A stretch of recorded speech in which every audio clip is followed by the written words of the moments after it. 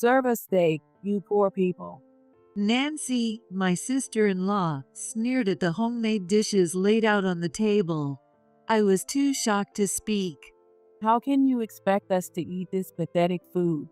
Can't you even serve steak? Are you poor or just stingy? Serve steak already.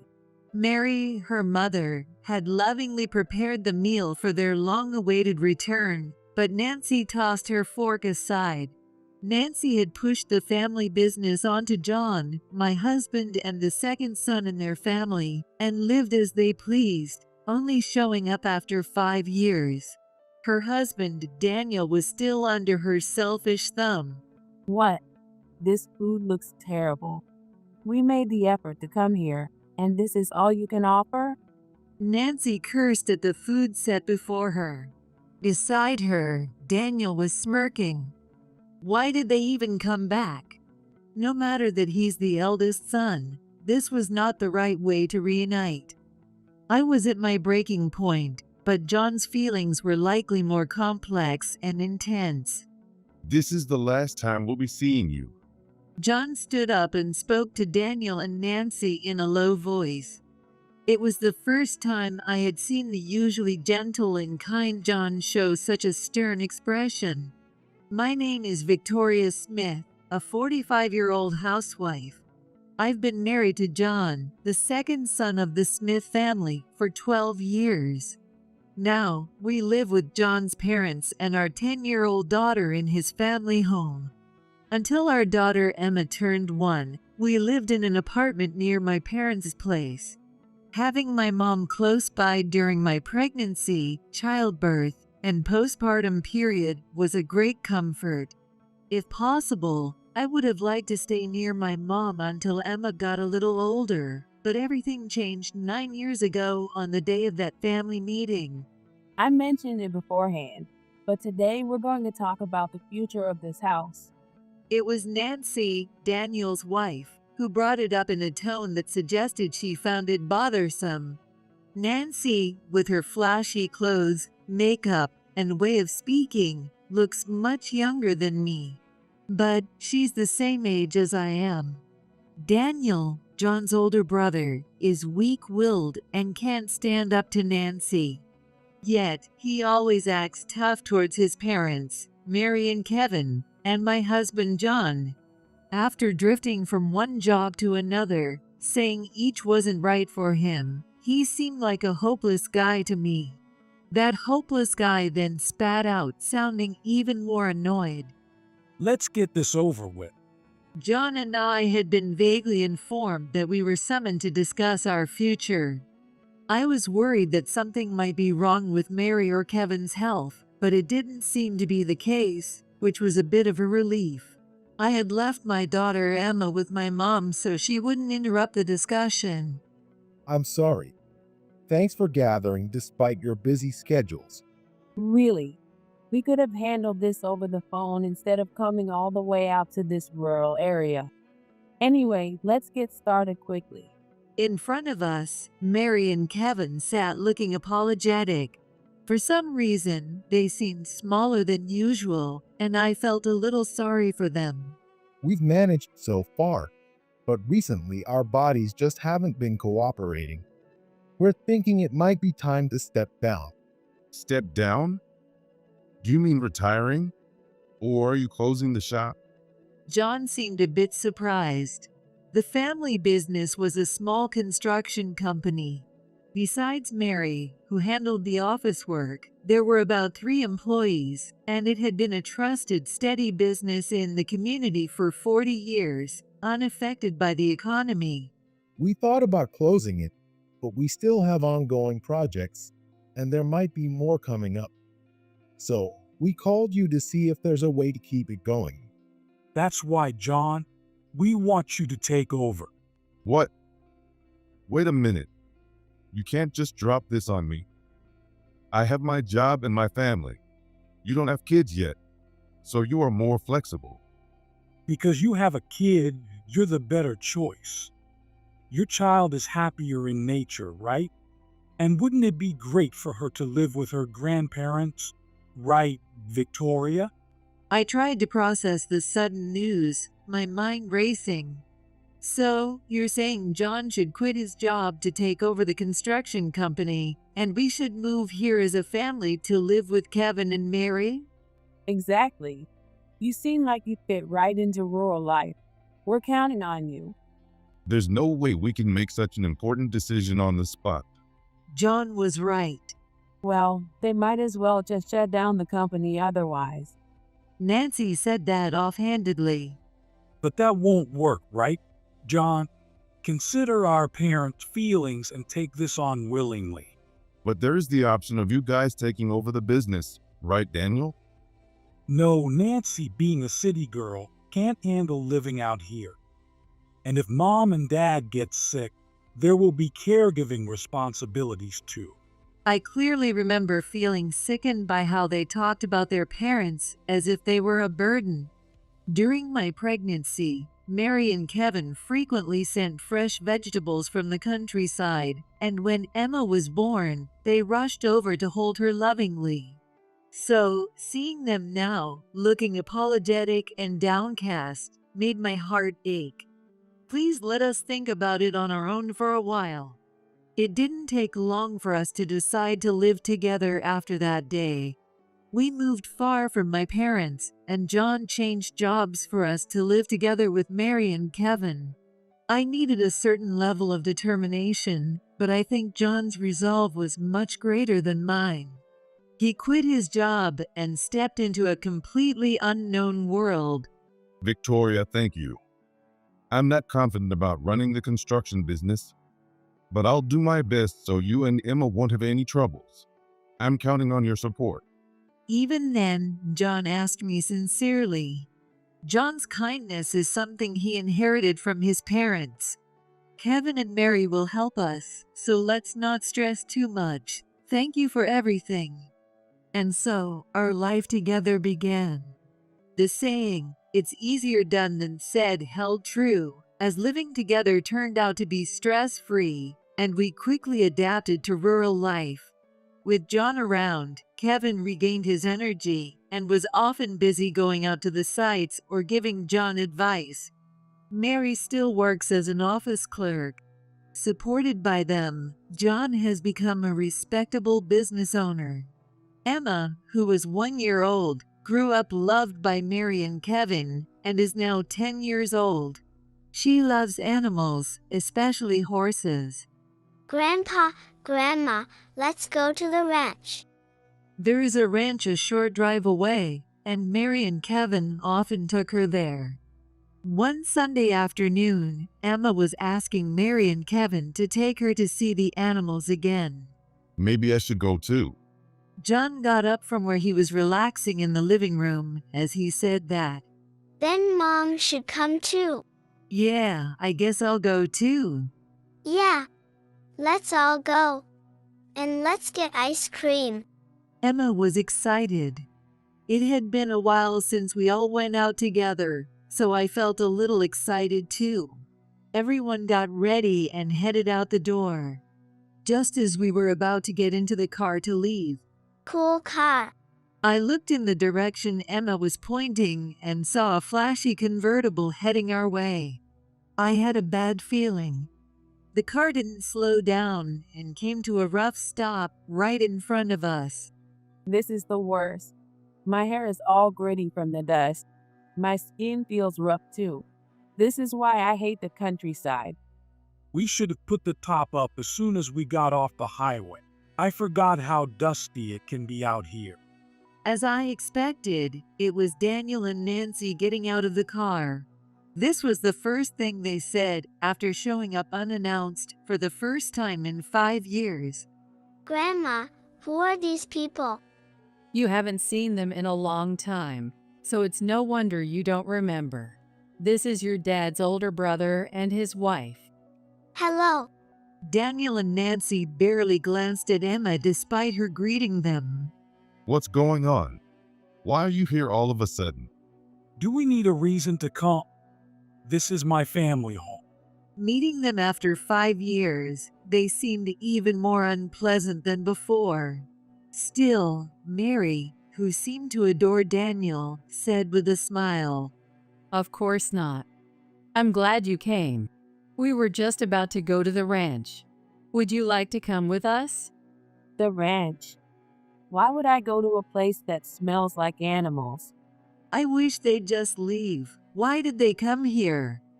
Oblivious to my irritation, Emma was excited.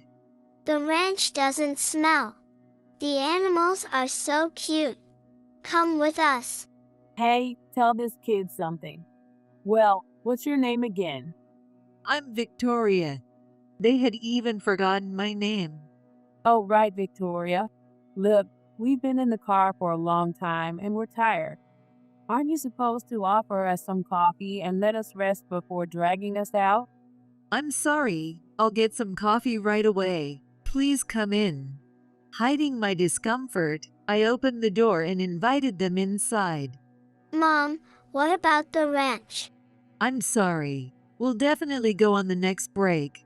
I whispered softly to Emma, who looked like she was about to cry.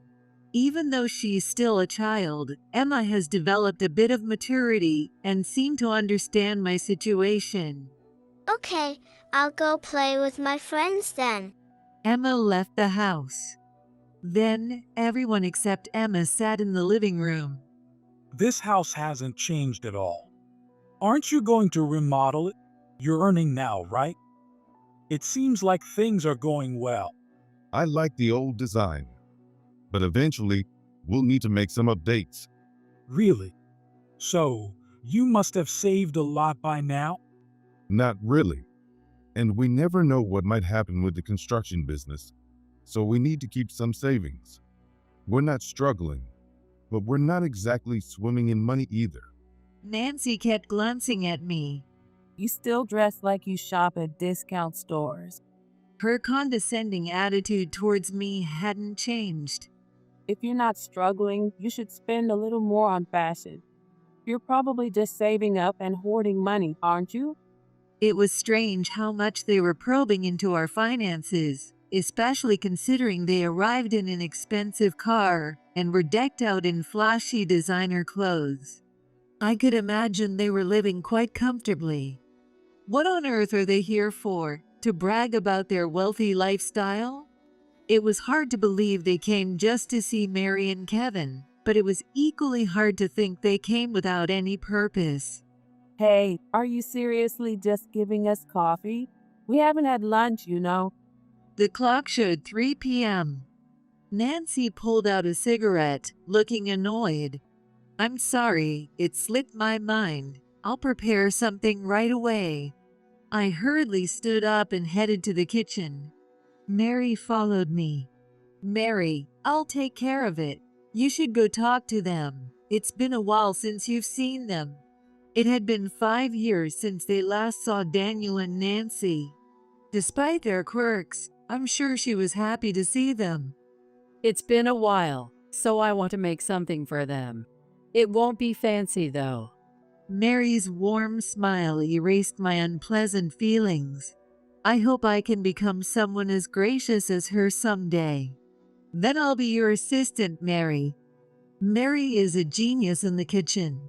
She didn't really need an assistant. While I prepared one dish, she skillfully made several delicious dishes with whatever was in the fridge. We carried the dishes and set them on the table. The table was now full of appetizing food. I'm sorry for the wait. It's been a while since you had Mary's cooking, right? Please help yourselves. However, Nancy didn't hide her displeasure and tossed the fork aside. What? This food looks terrible. We made the effort to come here, and this is all you can offer? I couldn't believe my ears. But I calmed myself and asked, Is there something you don't like? That's not what I'm saying. Nancy, possibly irritable from hunger, spoke even more harshly. The food might not be fancy, but Mary made it with love. How can she say such things? I was filled with sadness and anger. So, what do you mean? Serve us steak, you poor people. I was too shocked to speak. How can you expect us to eat this pathetic food? Can you even serve steak? Are you poor or just stingy? Serve steak already. Daniel just watched Nancy's outrageous behavior with a grin. I was at my breaking point. I've swallowed my pride many times, but today is unforgivable. It felt like Mary's heart was being trampled on, and I couldn't stand it. Just as I was about to snap back, John stood up before I could say anything. This is the last time we'll be seeing you. What? I had never seen such a stern look on his face. John was usually so gentle, and Nancy seemed taken aback for a moment. What do you mean by last time? Daniel, who had been smirking at the situation, now looked flustered. It means exactly what it sounds like. We won't be seeing each other again. When did you get so high and mighty? Just because you took over the business, don't get cocky. I'm the eldest son. I have the authority in this house. You were just born before me. That's all. You haven't done anything as the eldest son or as a family member. You don't have any authority over this house. What did you say? Daniel stood up. He clenched his fists, his face turning bright red. Despite his weak nature, he was quick to anger. Unlike Mary, Kevin, and John, who were all calm, I wondered who he took after. Stop it. This is going to get messy. It was Nancy who stopped Daniel, who looked like he was about to hit John. I'll make sure this is the last time we meet if that's what you want, but it won't come for free. We're adults. You understand that, right? So that's it. I finally understood why they suddenly showed up. They had come to ask for money. These two always showed up when it involved money. It had been 5 years, so I had forgotten. But John remained calm. I understand. I've been waiting for this day. Waiting? Nancy looked frightened at John's smiling response. Yes. We've all been eagerly waiting for this day. Everyone in the community. We couldn't wait for this day to come. What does he mean by that? John had never mentioned anything like this to me. What are you talking about? Have you lost your mind? In contrast to John's calm demeanor, Nancy was losing her composure. I'm glad you came sooner than expected. Honestly, I felt bad keeping everyone in the community waiting any longer. So you're saying we've been keeping everyone here waiting? I don't get it. Explain what you mean. Nancy was panicking, unable to understand what was being said. Do you have any idea what he's talking about? No, nothing. No, you should have an idea. Here you are. John pulled a stack of papers from a drawer and handed it to the bewildered Daniel and Nancy. What? What is this? You'll understand when you look at it. Daniel's face turned pale as he flipped through the stack, realizing what it was. You understand now, right? Don't tell me these don't look familiar. What? What is all this? I have no idea. Daniel's eyes darted around, and sweat was pouring down his forehead. John began reading the contents of the papers aloud. George, $5,000. Richard, $10,000. Edward, $10,000. These are all IOUs from Daniel to his local friends and relatives. Should I read them all out? Stop it. Daniel hastily grabbed the stack of papers from John. What? Debt. You have debts here too. Let me see. Nancy snatched the stack of papers from Daniel, who had just grabbed them from John, and began examining each one. $5,000, $10,000, $3,000. What is this? What the hell is this? It's all the money Daniel borrowed. The total is over $100,000. What? You've got to be kidding me. Why did you borrow all this money? Did you lie to me? Nancy threw the stack of papers at Daniel. I had no choice. I wanted to see you happy. According to Daniel, he borrowed the money to buy the expensive brands, flashy cars, and a condo that Nancy liked. I bought many things for you, but the loan payments for the car and the condo are tough. And you never cook at home. We always eat out. You don't save any money. You leave all the finances to me. So you're saying it's all my fault. Your earnings are the problem. How can we save anything with what you make? And who's the one losing all the time because they suck at gambling? I'm sorry, but you gamble with me too. Every time we lose, you tell me to borrow more because we'll definitely win next time. You're the one who made me use the credit cards for loans. Daniel had loved gambling since he was young. Before getting married, Daniel would spend his entire salary on gambling, playing not only on holidays, but also whenever he had free time on weekdays. When he got engaged to Nancy, Daniel was short on funds and promised Mary and Kevin that he would be more serious from then on, so they had helped him out, as John had once told me. Despite this promise, he had continued gambling. Nancy, who married Daniel, also got deeply involved in gambling. They probably came here after racking up significant debt on credit cards, begging for money. Given this, it's no wonder Nancy, with her fiery personality, was so furious when their new debts were uncovered. Why are you racking up debt? You don't even have the income to pay it back. I did it all for you.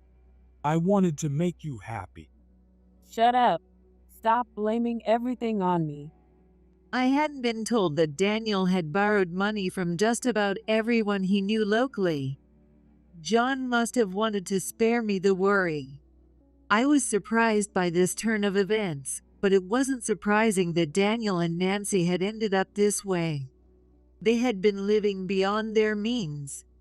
Why don't you calm down and have some coffee? When I suggested this, Nancy glared at me.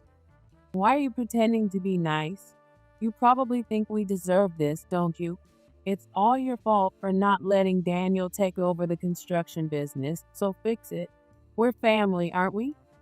Nancy's anger was now directed at our family as well. Her accusations were ridiculous and made no sense. Had she forgotten that 9 years ago, she had refused to live in this rural area? Since that day, John had worked tirelessly at a job that was completely new to him. That's why we've come this far. Nancy seemed to calm down a bit after directing her anger at our family. Anyway, you can default on these local debts, but we need to repay the credit card loans. Our assets are also ours, so give us our share right now. Think of it as getting our inheritance early. How could she say such terrible things in front of Mary and Kevin? I was shaking with anger, but John didn't show any reaction. It can't be helped. John replied calmly. Nancy's face lit up. Oh, you're so understanding. As expected of you, John. If you get it, then give us the cash quickly. Then we'll leave and never come back. We won't need anything from this house anymore. All right, I'll give it to you. Victoria, has everyone gathered? John asked me, and I opened the front door to check outside. The local people had already gathered. Please call them in right away. John had asked me to do this right after Daniel and Nancy showed up. The list he gave me had the phone numbers of the people who are now gathered. I had contacted them without knowing the reason. I invited everyone into the yard. I wasn't sure how many people there were, but the large yard was filled with local people. They were all people who had lent money to Daniel and hadn't been repaid. Later, I heard that John knew Daniel and Nancy were drowning in credit card debt and couldn't see a way out. Daniel had listed John and Kevin as contacts without their permission, so they'd been receiving calls from multiple credit card companies. That's why John had anticipated that they would come begging for money soon. Please be patient a little longer. Daniel and Nancy will definitely come back. When they do, I want to repay you in front of them. John went around to each house, asking the locals for their understanding. After taking over from Kevin, John worked earnestly and sincerely, valuing his relationships with people. Everyone trusted him. John and the locals who believed in him had eagerly awaited this day. Unaware, Daniel and Nancy walked right into the situation. For Daniel, it must have been an unexpected turn of events. He couldn't say anything in front of his friends and relatives and just looked down in embarrassment. No one spoke to Daniel. They only looked at him with disdain. I'm truly sorry for the trouble Daniel has caused you. Thank you for trusting us. As promised, I will repay the money he borrowed right in front of him. John apologized to each person and paid off Daniel's debts. Mary and Kevin, standing next to John, also apologized to everyone. Unable to bear watching, I apologized as well. Stop it. That money is ours, isn't it? Cut it out. Nancy, unable to accept the situation, screamed hysterically beside the elderly Mary and Kevin, who were apologizing. Give it back. Nancy tried to snatch the envelopes full of cash from John's hands. Daniel just stood there, unable to say anything. Be quiet. Kevin, who hadn't said a word until then, spoke in a low, commanding voice. It was the first time Kevin, who had never raised his voice in front of us, spoke sternly. Even Nancy fell silent, looking frightened. I won't allow you to disrespect these people any further. But it's our money. Without it, we're finished. Nancy collapsed to the ground, crying. I'm sorry for their disgraceful behavior. Kevin apologized to the locals once again and then spoke to Daniel and Nancy. This money was earned by John, who suddenly became the president of a construction company after being a salaried worker. He worked desperately to earn it. I can't imagine how difficult it must have been. John shook his head. But having watched him closely, I knew the struggles he went through. And Victoria has been diligently saving money while supporting John in this unfamiliar place. I am truly sorry that we have to use their savings to pay off your debts. Kevin's words brought tears to my eyes. Nancy, it's not our money. You two pushed the construction company onto John and Victoria because you didn't want to live in the countryside, and now you have the nerve to say that. Have you no shame? The two of them couldn't say anything. Daniel placed his hand on Nancy's shoulder. Don't touch me. Nancy angrily shook off his hand and cried out. I wish I had never married you.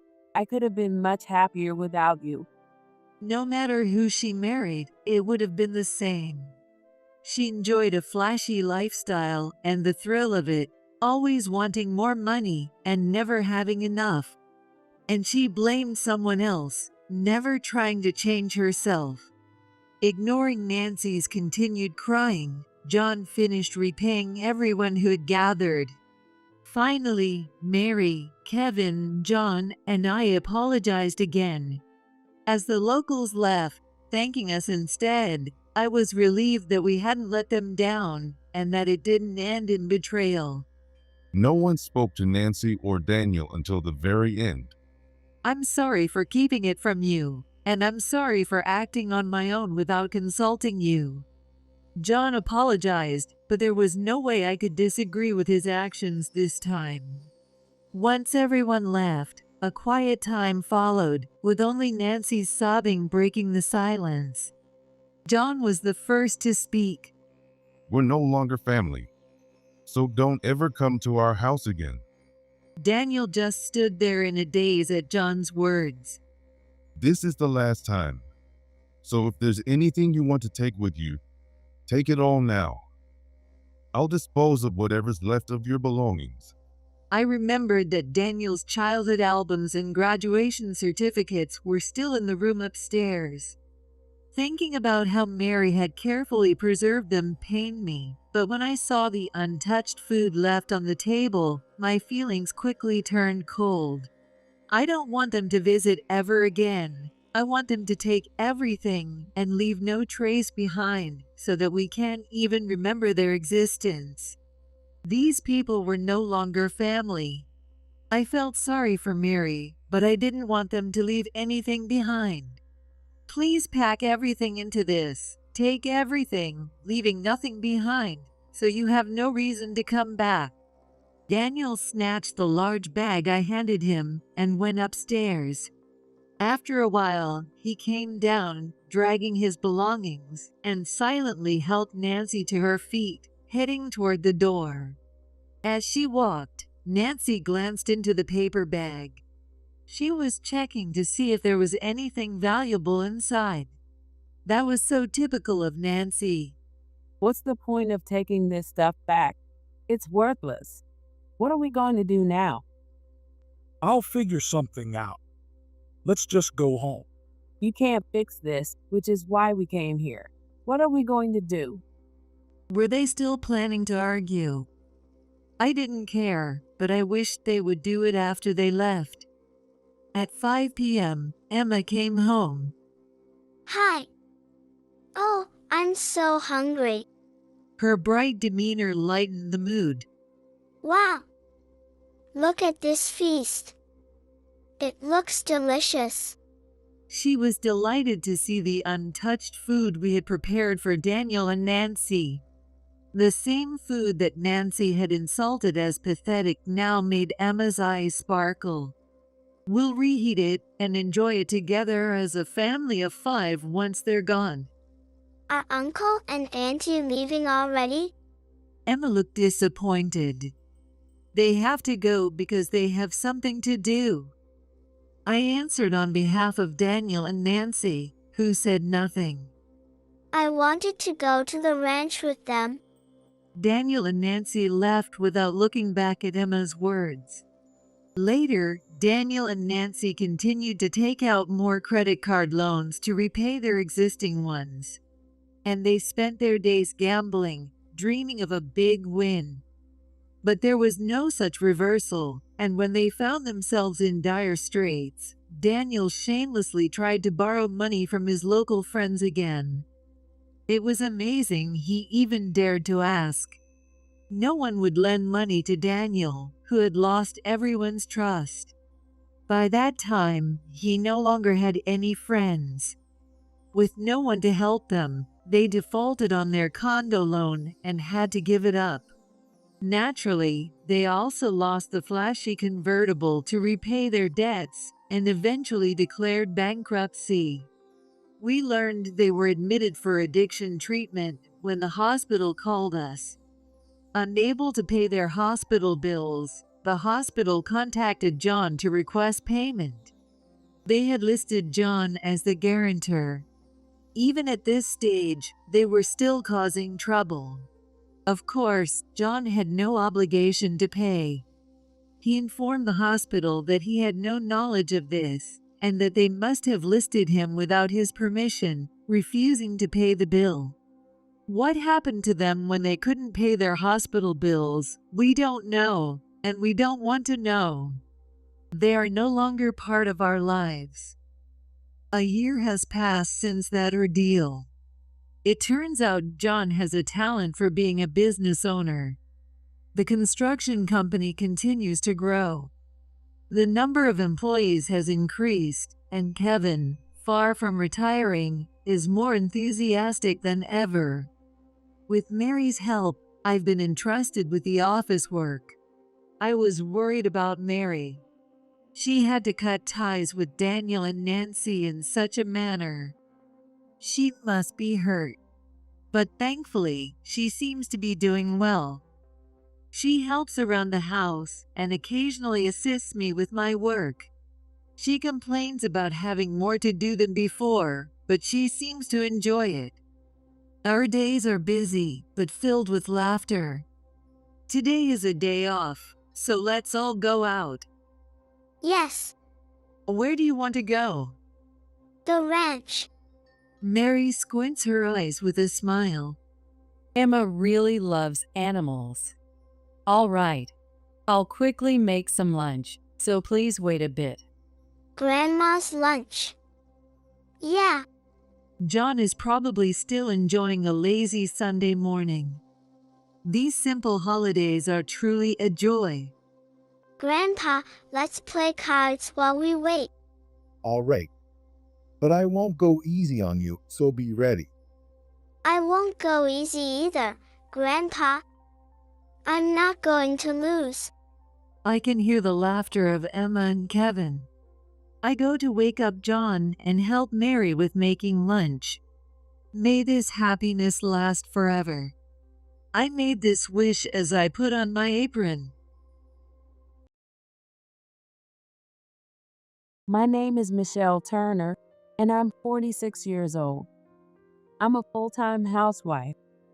My husband, Ted, works as an employee at a major car manufacturer. We don't have any kids, and we've tried multiple rounds of fertility treatments, but they haven't been successful, and since the costs are so high, we've recently given up.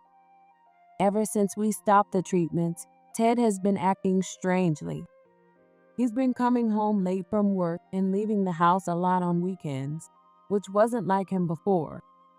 Hey, he's weird lately. He hasn't gone out this much before.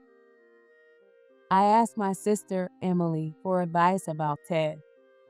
Emily is 14 years younger than me, and I've always thought she was adorable. In fact, she's really cute and has always been popular. I thought that with her experience, Emily might have some insight. Well, maybe he just feels like a weight has been lifted off his shoulders.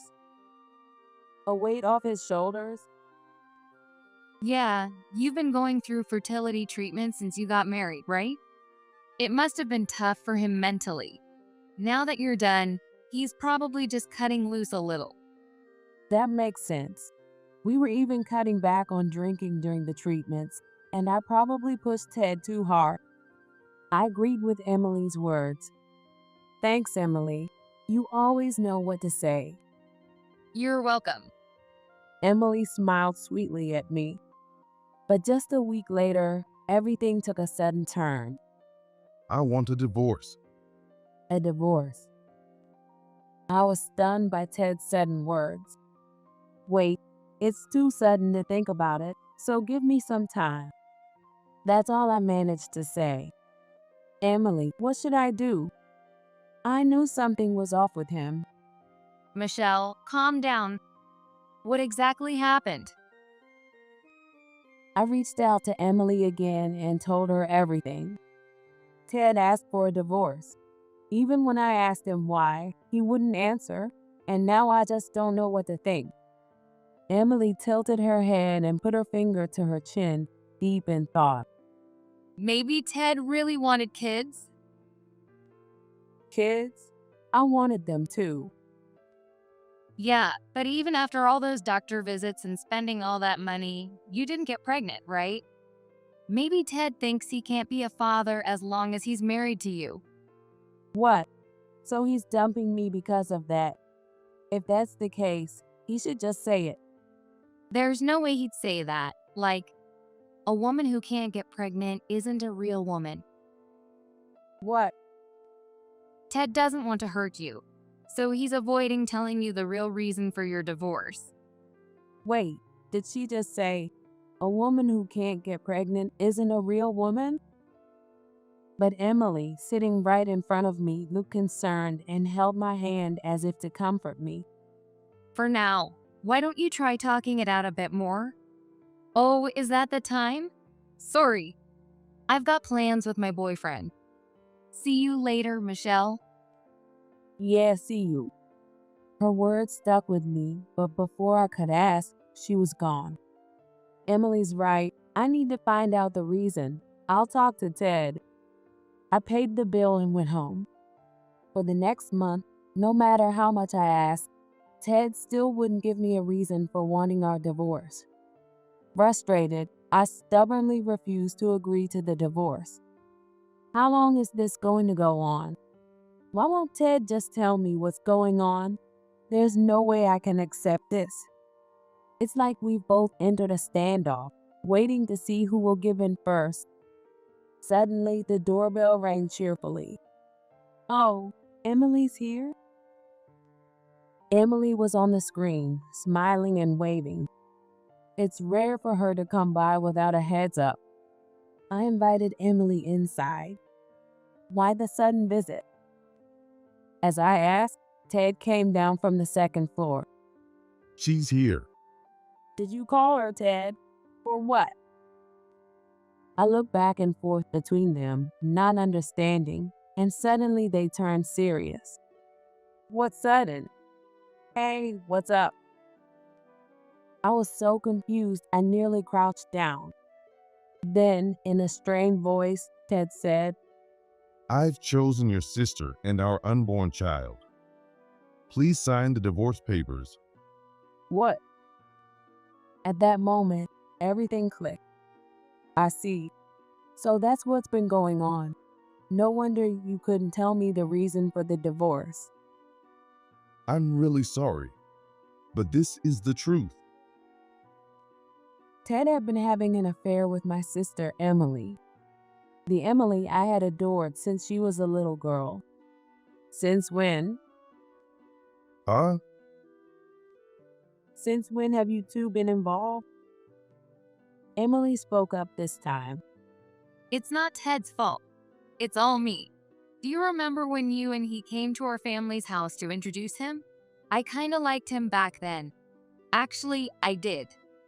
Wait, are you telling me this has been going on since then?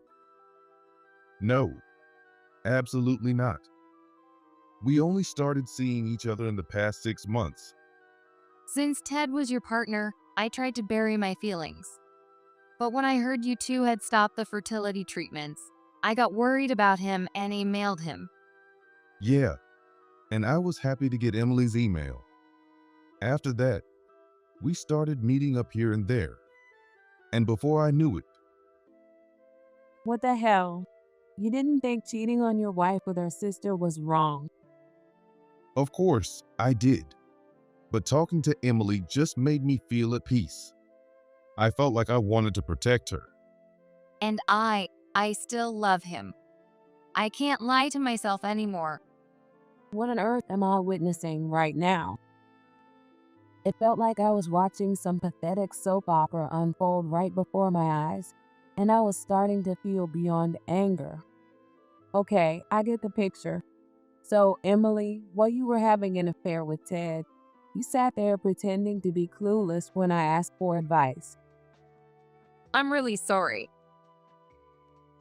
Emily hung her head and apologized meekly. It's not her fault. This is all on me. Ted was desperately trying to shield Emily, who looked downcast. But I knew the truth behind that apologetic face of hers. I've always wanted kids. I know. That's why we worked so hard up until now. But it didn't work. I'm sorry, but I want to be a father. Please, sign the divorce papers. Ted said firmly. Next to him, Emily was gently rubbing her belly. Okay. That single word made both of their faces light up. Thank you, Michelle. Michelle, thank you.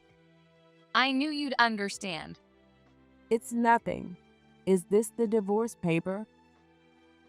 I glanced at the paper on the table. Yeah, it is. I'll sign it right now. I grabbed the pen sitting next to the phone and signed the papers. So, you'll be paying me alimony, of course? Of course. You can have half of our joint account, and I'll also cover your moving expenses. Well, that settled quickly. I'll go ahead and submit the divorce papers then. Oh, Michelle, while you're at it, could you submit our marriage license too?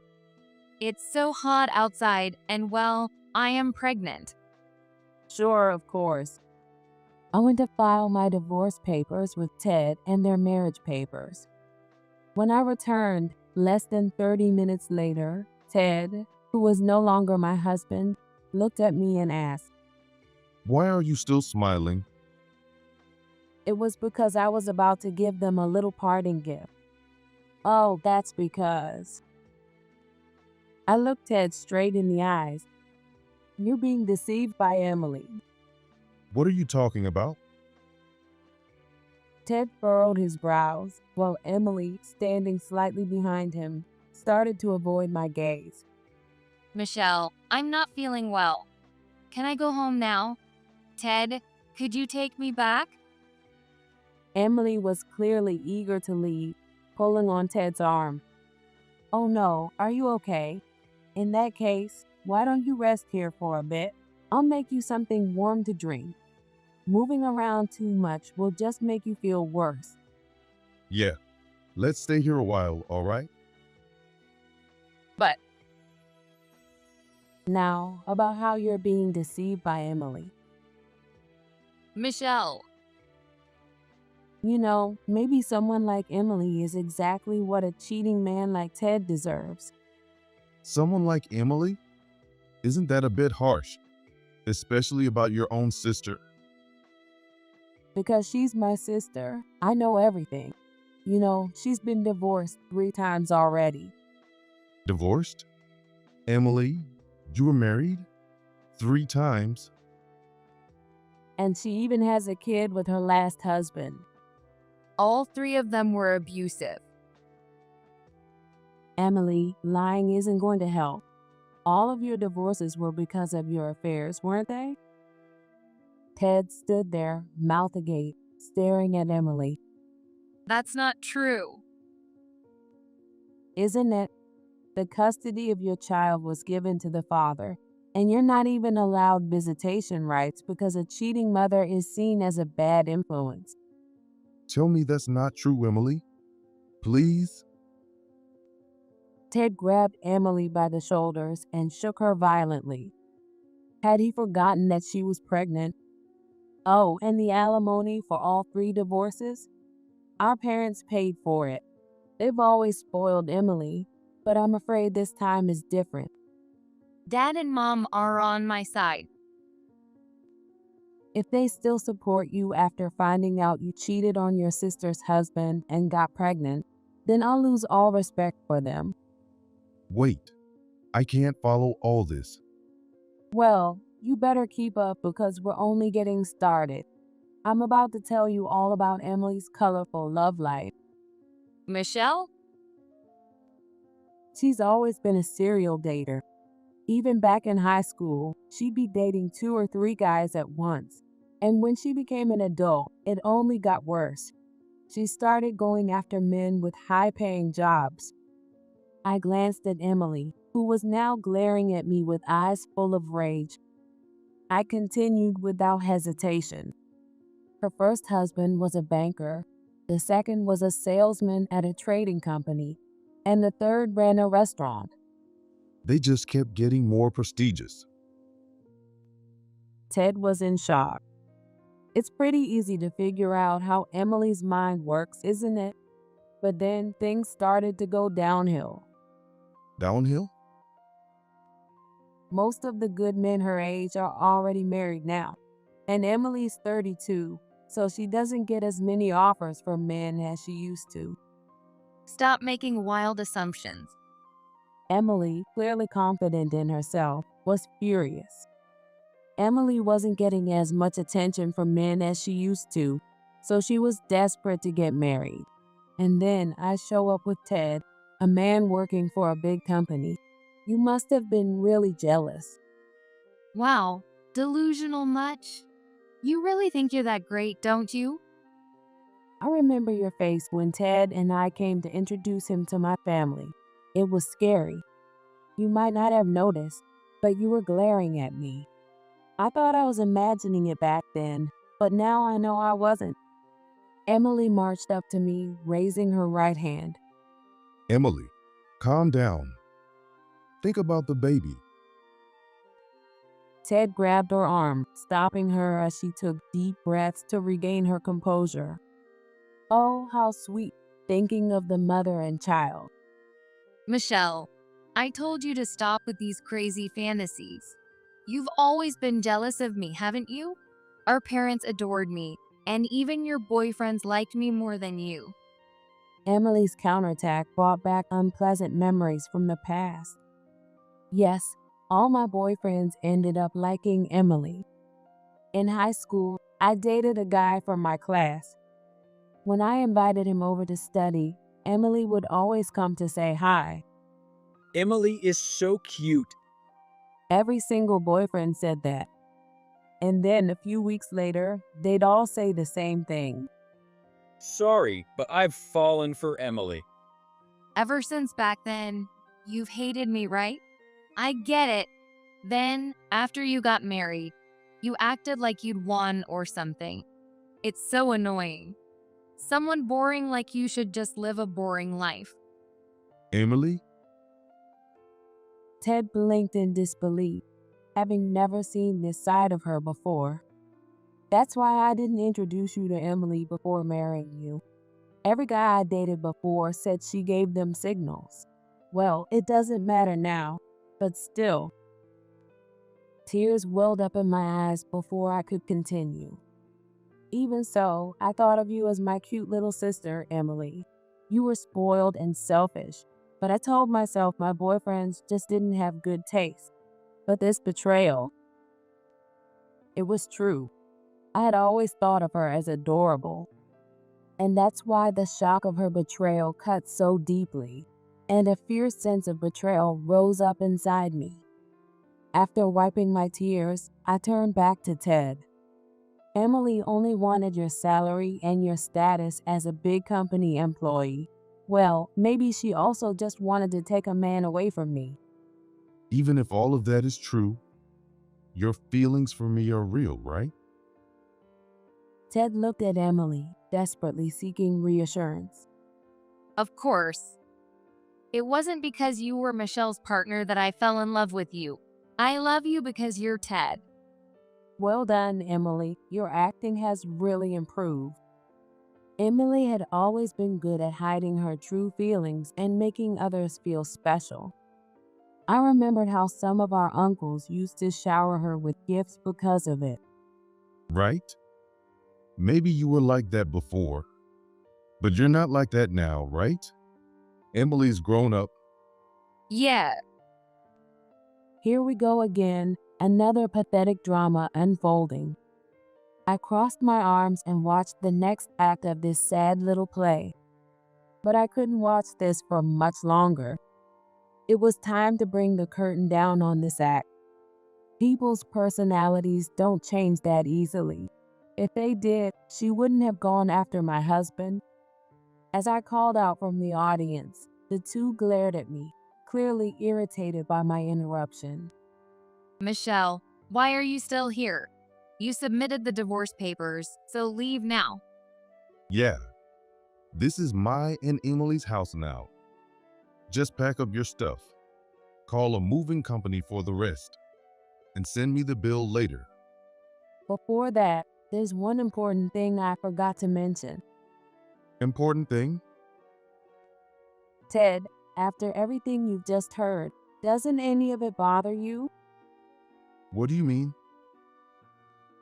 Michelle, are you stalling because you don't want to leave? It's pathetic. Just stop. Emily, you seem awfully eager to kick me out. Is there something you're hiding? There's nothing. Really? Really? If you insist, maybe that's true. But let me just share one theory I have. As I straightened my posture, both of them did the same, preparing for whatever was coming next. Once the moment felt right, I said what I had been thinking all along. Are you sure the baby Emily is carrying is actually yours, Ted? What the hell are you saying? That's horrible. Even you, Michelle, I won't forgive you for this. Just as I expected, they both flew into a rage. hurling insults at me.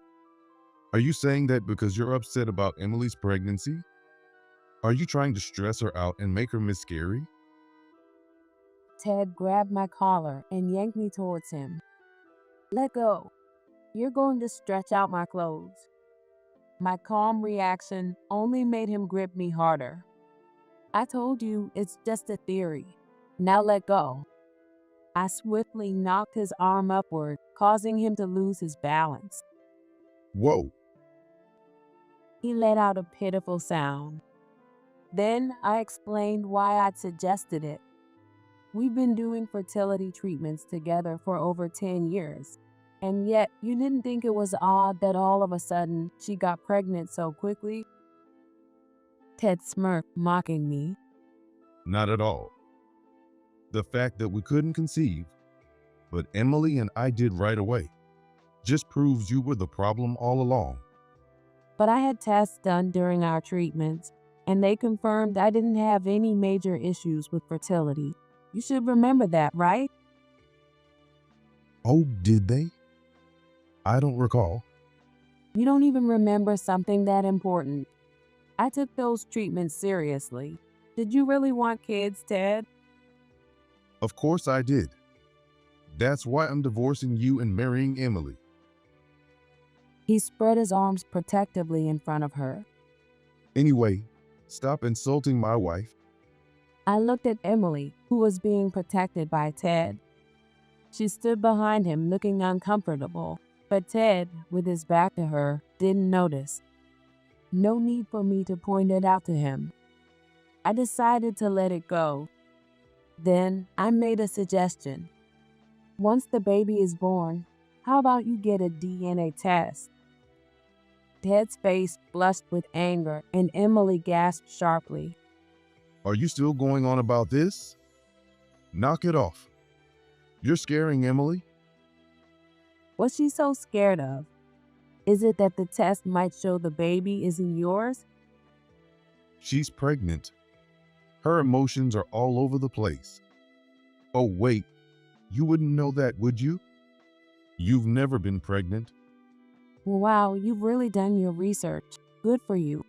Make sure you keep supporting her, okay? No matter what happens. Obviously. Right, Emily? Yeah, Michelle. You can live your lonely life alone. I'll happily do just that. I took my suitcase out of the storage closet and began packing what I needed. Finally ready to leave, huh? And make sure you leave the house key, okay?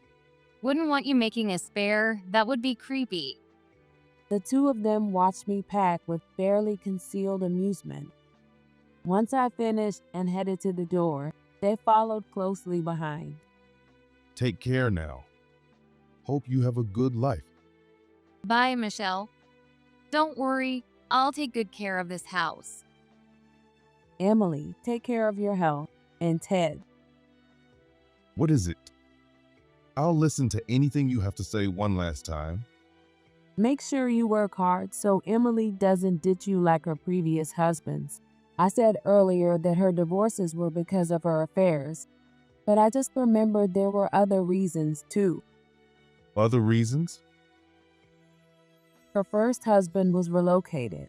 Her second had poor sales performance, and the third's restaurant went under. Once they stopped bringing in money, Emily cheated and moved on to the next guy. Huh? She's the type to cheat just to dump a man who can't make enough money. That's who Emily really is. Michelle, stop with these crazy fantasies. I don't think it's a fantasy at all. Anyway, good luck, Ted. Oh, yeah. The look on Ted's face just before the door closed was priceless. His whole demeanor screamed, did I make the right decision with this marriage? All right, time to head back to my parents' place. Dragging my suitcase behind me, I headed to the station. A year later, I had started a new job and was living alone. I've been worried about whether I could find work at my age, but my dad pulled some strings with a friend and got me a full-time position. Fortunately, my parents were furious with Emily for everything that had happened and declared that she was no longer their daughter. If they had sided with Emily, I don't know what I would have done, but I'm glad they didn't. Sipping tea from my favorite cup, I was in a great mood. Suddenly, my phone vibrated on the table. I glanced at the screen. It was Ted, my ex-husband. It's been a year since our divorce, so what could he possibly want now? Curious but suspicious, I answered the call. Hello. Michelle? It's been a while. How have you been? Ted's voice was flat, and even over the phone, I could sense his exhaustion. Yeah, it has been. What do you want? I replied coldly, without emotion. Well, I've been thinking about what you said that day, so I took the test. What test? The DNA test. After getting so angry and saying it was impossible, Yeah. And you were right. The kid isn't mine. Ted's voice was pained as he muttered the words. I figured as much. Anything else? If not, I'm hanging up. Is that all you're going to say? At least hear me out. When I told Emily about it, she just said, "Oh, really?" Like it didn't even matter. Meanwhile, I'm standing there, my mind totally blown. Did you really think someone who's been divorced 3 times would care about who her child's father is? Her mind is completely messed up. You were right. I wish I could turn back time.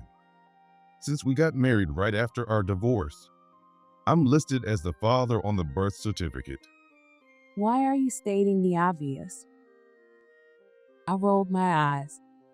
I mean, I'm going to have to raise a child that isn't even mine. Just thinking about it makes me sick. You are truly the worst. Sick. You ignored my warnings, married her, and had a child, and now the baby is the real victim. One thing is clear, you're not fit to be a father. Ted sounded confused as I began to speak more forcefully. I can't stand this anymore. I'm hanging up. Wait, I haven't gotten to the real reason I called. Is there something worse? I need your help. Why would I help you? Emily's spending is out of control. I had to give you half of our savings and pay alimony, so I need to save. But she doesn't care about our budget at all. None of this is new. Didn't I tell you that all her past husbands made good money and that she only chose men based on their income? That's why I told you to work hard. I didn't think it would be this bad. Emily has always loved the flashy life and would constantly ask her boyfriends to buy her things. But she wasn't like that with me. That was part of her plan. If she acted modest and wore simple clothes, men would let their guard down and think she was a low-maintenance sweet girl. You were dancing in the palm of her hand, just like the others. Ted said nothing. Emily's personality hasn't changed, and now you're the one paying the price. After a moment, Ted began to speak quietly. I told Emily once to stop wasting money. She said it was a reward for giving birth. If the baby had been mine, I might have understood. But it wasn't, so her words didn't mean anything to me. I silently listened to Ted's story. But in reality, I was glancing through a shopping catalog while he spoke. So, I took away her family credit card and told her to start keeping a budget. That's when she brought up our divorce. So she basically told you that you were no longer useful, just like all her other husbands. Ted fell silent again, unable to reply. About a minute passed before he spoke up once more, just as I was about to hang up. Emily said she'd give me full custody of the child. To Emily, the child must have been nothing more than an obstacle in her search for her next husband. She is the most terrifying human being. I regret it so much. Marrying Emily after betraying you was the worst mistake of my life. I know how badly you wanted a child. I wanted one too. But when I finally came to terms with not being able to have one and tried to move forward, you betrayed me. I will never forgive you for that. I'm really sorry, Michelle. I know this is so much to ask, but Ted's voice faltered. I had a bad feeling. What is it?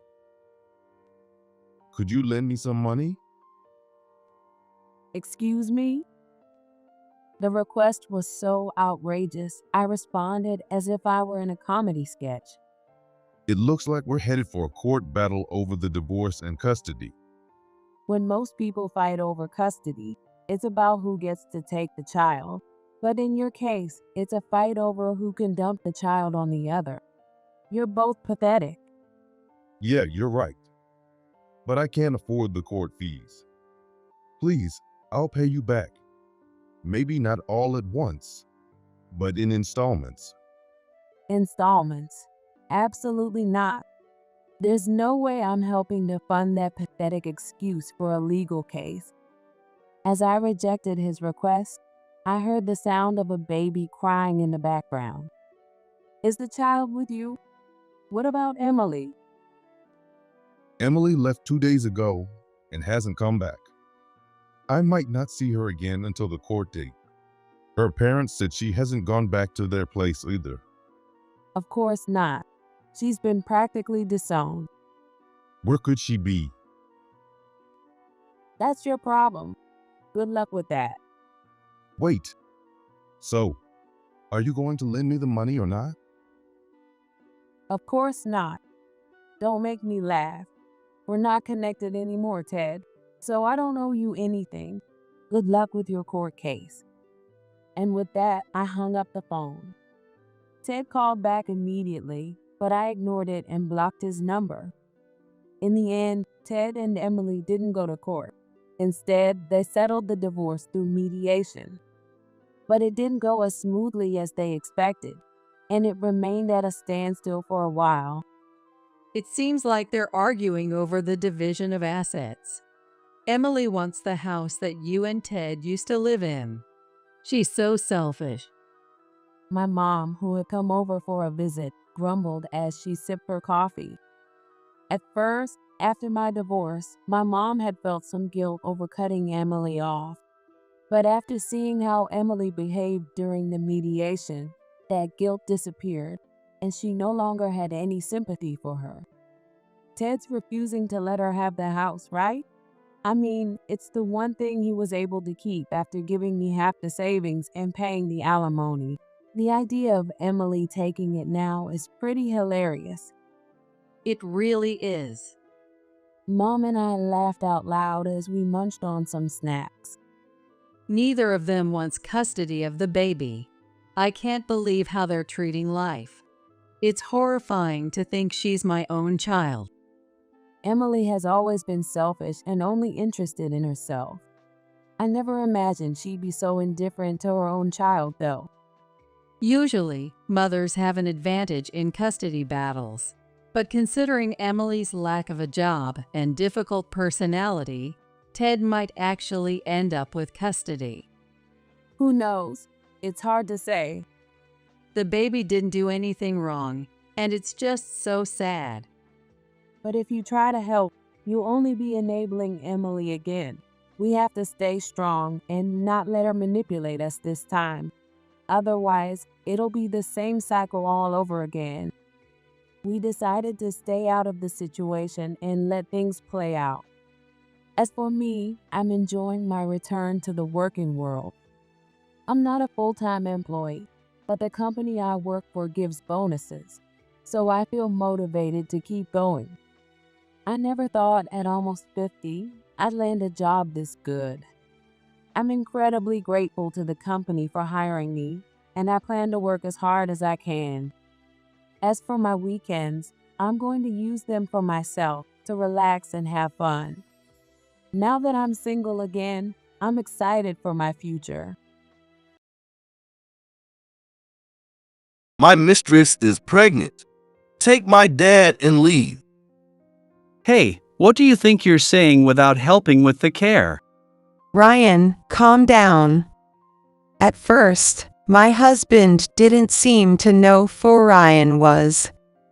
But after seeing my attitude and hearing the name, he finally remembered his own son. He openly frowned and glared at Ryan with displeasure. What are you doing here?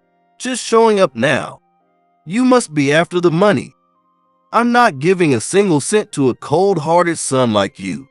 Leave with that woman too. Ryan seemed too shocked by his words to respond. In contrast, I felt a chilling calm come over me. Fine, but I'm leaving your dad behind, because... I lifted the blanket off my father-in-law and showed his back to my husband. My husband's eyes started trembling and darting around. He seemed to have misunderstood. I need to make him realize that not everything goes his way. I am Emily Smith, 53 years old. I married my husband, Mike, through an arranged introduction in my 20s. Our son, Ryan, is now living independently, and currently, I live with Mike and my father-in-law, George, in their family home. Although we have been married for a long time, my relationship with Mike isn't great. Ever since my parents passed away, Mike and his father have been treating me increasingly poorly. They make degrading remarks about women daily. Mike's mother passed away years ago, so I have no one on my side. Only Ryan supports me.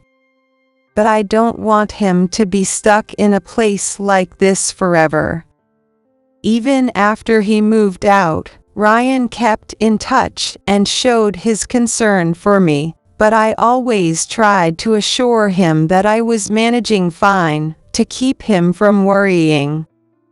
Life felt like walking on thin ice, but even that fragile piece shattered when something happened. Is Ryan not coming by this month either? After all I've done for him, running off like this is what he learned. At breakfast, my father-in-law banged the table loudly. Startled, I dropped my shoulders and lowered my gaze. Ryan didn't get along with his hot-tempered grandfather or my husband, who always followed his father's lead and had stopped visiting after starting college. He kept in frequent contact with me and showed his concern, but I never told him to come by. I didn't want my dear son tied to a place like this. Hey, are you listening? It's because you waste time working instead of caring for the housework.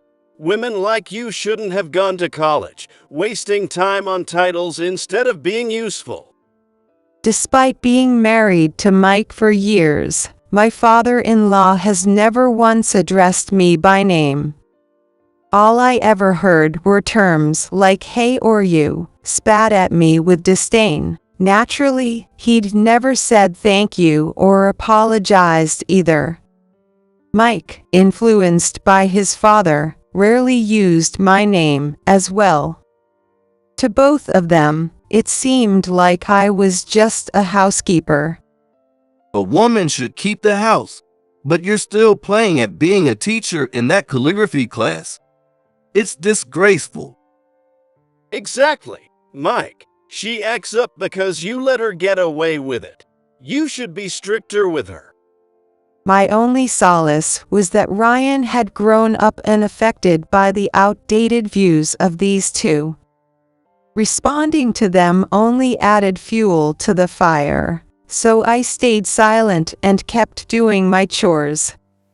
When Ryan was at home, he would speak up if things got too bad, but every time I won an argument, the two of them became extremely emotional. Sometimes it would even get physical. And now that I've fulfilled my biggest duty of raising Ryan with the right values, there was no reason to exhaust myself arguing. However, since Ryan moved out, they seem to think I've finally become obedient, and the atmosphere at home has only gotten harsher.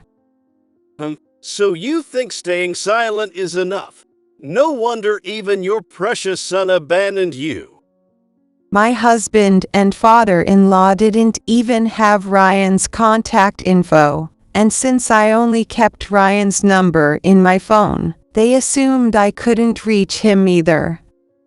It angered me that they thought Ryan was so heartless, but saying something would only make things harder for Ryan. I felt pathetic for not being able to defend my son, but I chose to remain silent. It's because you spoiled Ryan that he doesn't contact us now. Do you understand how much that's your fault?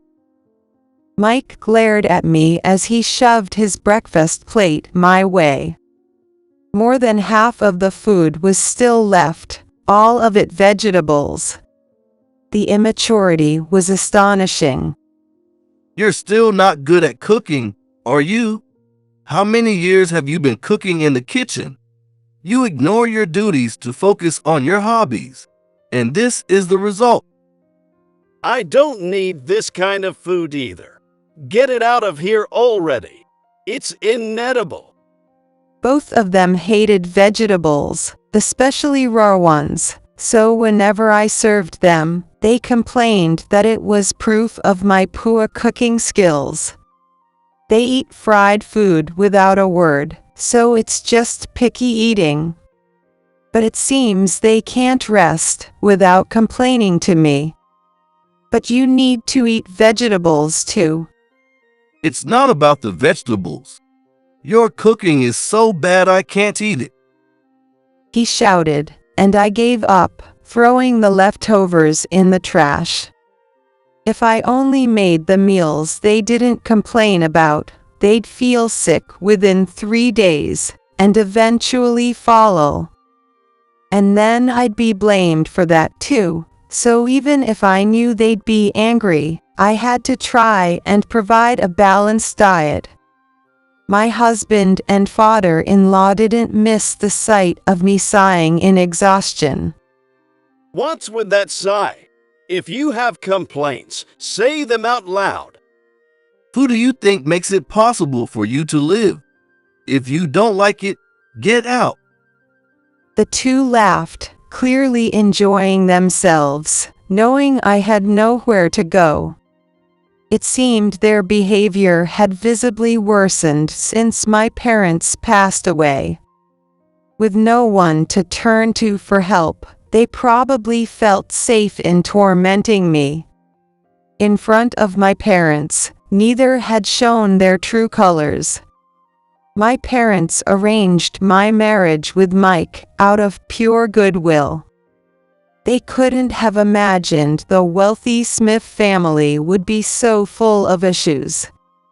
I swallowed another sigh and quietly resumed my chores. By 10 o'clock, I needed to leave for work. Until then, I had to complete the housework perfectly to avoid any complaints from my husband or father-in-law. What? George was hit by a car in a hit and run. I let out a shocked cry at the call from the police while I was at work. They had called Mike first, but since he was far away, he asked them to contact me as his wife. I had known Mike would be on a business trip for a week, so I immediately left work early and headed to the hospital. My father-in-law was in critical condition, unconscious. Given his age, the chances of him waking up were low. The staff told me to talk to him, but I had no memories of anything other than being insulted by him. Even if I did speak to him, it was only for practical matters, never for casual conversation. The one who truly knew him and spoke with him often was Mike. Once Mike got back from his trip, I'd explain the situation and have him visit. Surely my father-in-law would be happier hearing from him than from me. With that in mind, I decided to do whatever I could for now. No matter how much I disliked him, I didn't want to abandon him. George, Mike will be here soon. Please hang in there. Wake up. I spoke nervously and rubbed his arm. It was the first time I'd seen him this quiet. He was always angry in front of me, so it felt strange. Taking care of him in the hospital while working was tough, but I just had to hold on until Mike returned from his trip. I endured the week with that thought. However, when Mike came back, his response was cold. I'm busy with work. You take care of Dad. My husband's family is wealthy and owns a company.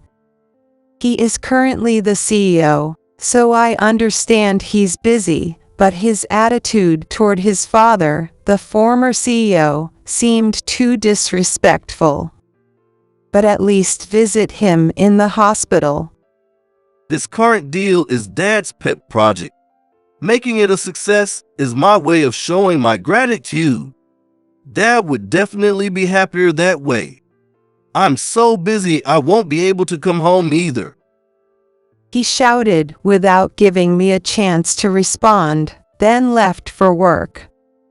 As he said, he hardly came home anymore, and the burden of caregiving fell entirely on me. Emily, you don't look well. Are you all right? Thanks, I'm fine. I love my job, so if possible, I don't want to quit. Being at work is far more relaxing than being in that suffocating house. But taking care of my father-in-law relentlessly weighed on my life. It was about a 20-minute drive from home to the hospital, but the constant trips were exhausting. On top of that, my husband had started becoming stingy with money. Why are the hospital bills this high? He's just bedridden, right? Go talk to the hospital again. If I don't get a satisfactory answer, I'm not paying this kind of money. He's in a coma and can't eat, so the IVs cost money. I've explained this over and over. Are you saying I don't understand anything? Don't insult me. You're just bad at explaining. If you want to pay that much, then you pay it. Why do you think you're working? I was fed up with my husband not only refusing to pay his father's medical expenses and other necessary costs, but also becoming stingy with even our living expenses. For now, I could manage with my savings and salary, but if this continued, my father-in-law and I wouldn't survive. Since my husband wasn't technically refusing income, we couldn't receive any public assistance. I didn't know where to turn for help and felt utterly lost. It was at that moment that Ryan visited the hospital. Mom, I heard about Grandpa. It must have been tough for you. I'm really sorry for not coming sooner. Ryan, there's no need to apologize. What about work? It's fine. Actually, I had some unused paid leaves piling up, so it was perfect timing. Apparently, he had a contact at the hospital and came back after hearing about our situation. I feel sorry for Grandpa as a human being, but that's about it. I feel no gratitude, only resentment for how he treated you. I came back because I was worried about you. You kept putting on a brave face whenever I called, so I figured talking in person would be the quickest way. What a kind son I have. I tried my best to hold back my tears. But Ryan looked troubled. I assumed it was because he saw our current situation, but it seemed there was more to it. I know this isn't the best time, but I saw Dad near the station today. What? But he said he was on a business trip. That was a lie. He was walking arm in arm with some woman. I was at a loss for words. I felt suffocated and dizzy. If someone asked me if I still loved him, I wouldn't know how to answer, but even so, for him to be out having fun during a time like this, and while his own father is in a coma, no less. I can't believe this. He dumped his own father on me while he goes off with some woman. Since my husband hadn't seen Ryan in a while, he didn't even recognize his own son when they passed each other. Ryan was exasperated but had never expected much from him anyway, so he shrugged it off as convenient. It seems Ryan followed them for a bit and took pictures, showing me the truth with images of my husband entering a hotel with an unknown woman.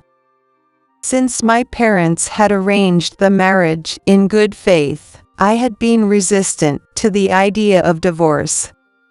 But now, I felt like maybe it was time to let it go. Mom, why don't you just get a divorce? Ryan gently suggested. It wasn't the first time he'd brought it up. I'm making a decent living, but I'm busy.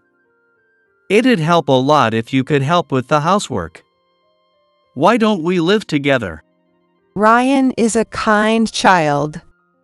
He's always been concerned about how I've been treated at home.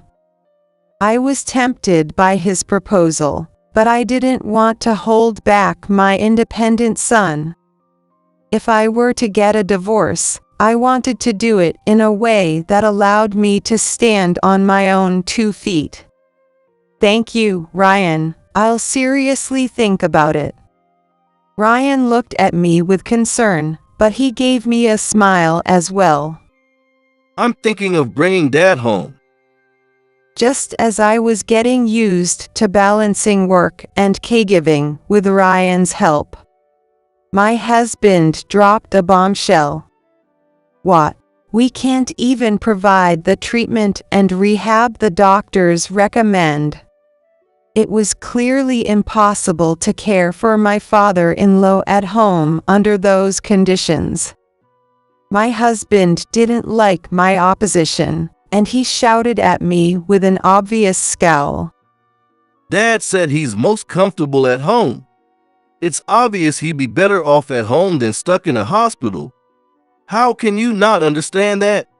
You're just going through the motions without any heart, and that's why Dad isn't getting better. The doctor had said from the start that it would be difficult for my father-in-law to recover. If there was a reason, it was because my husband kept opposing the doctor's instructions and refusing to spend money. I almost argued again, but I knew that would only make him angrier. So I swallowed my words. All right, I'll discuss it with the doctor, but you need to come to the hospital too. You explain it. I'm busy. You have the final say, so they won't approve it if it's just me.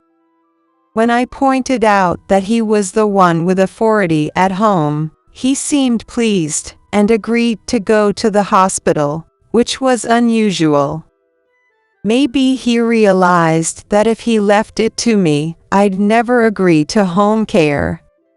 However, unlike me, whom he could always yell at, the people at the hospital were medical professionals.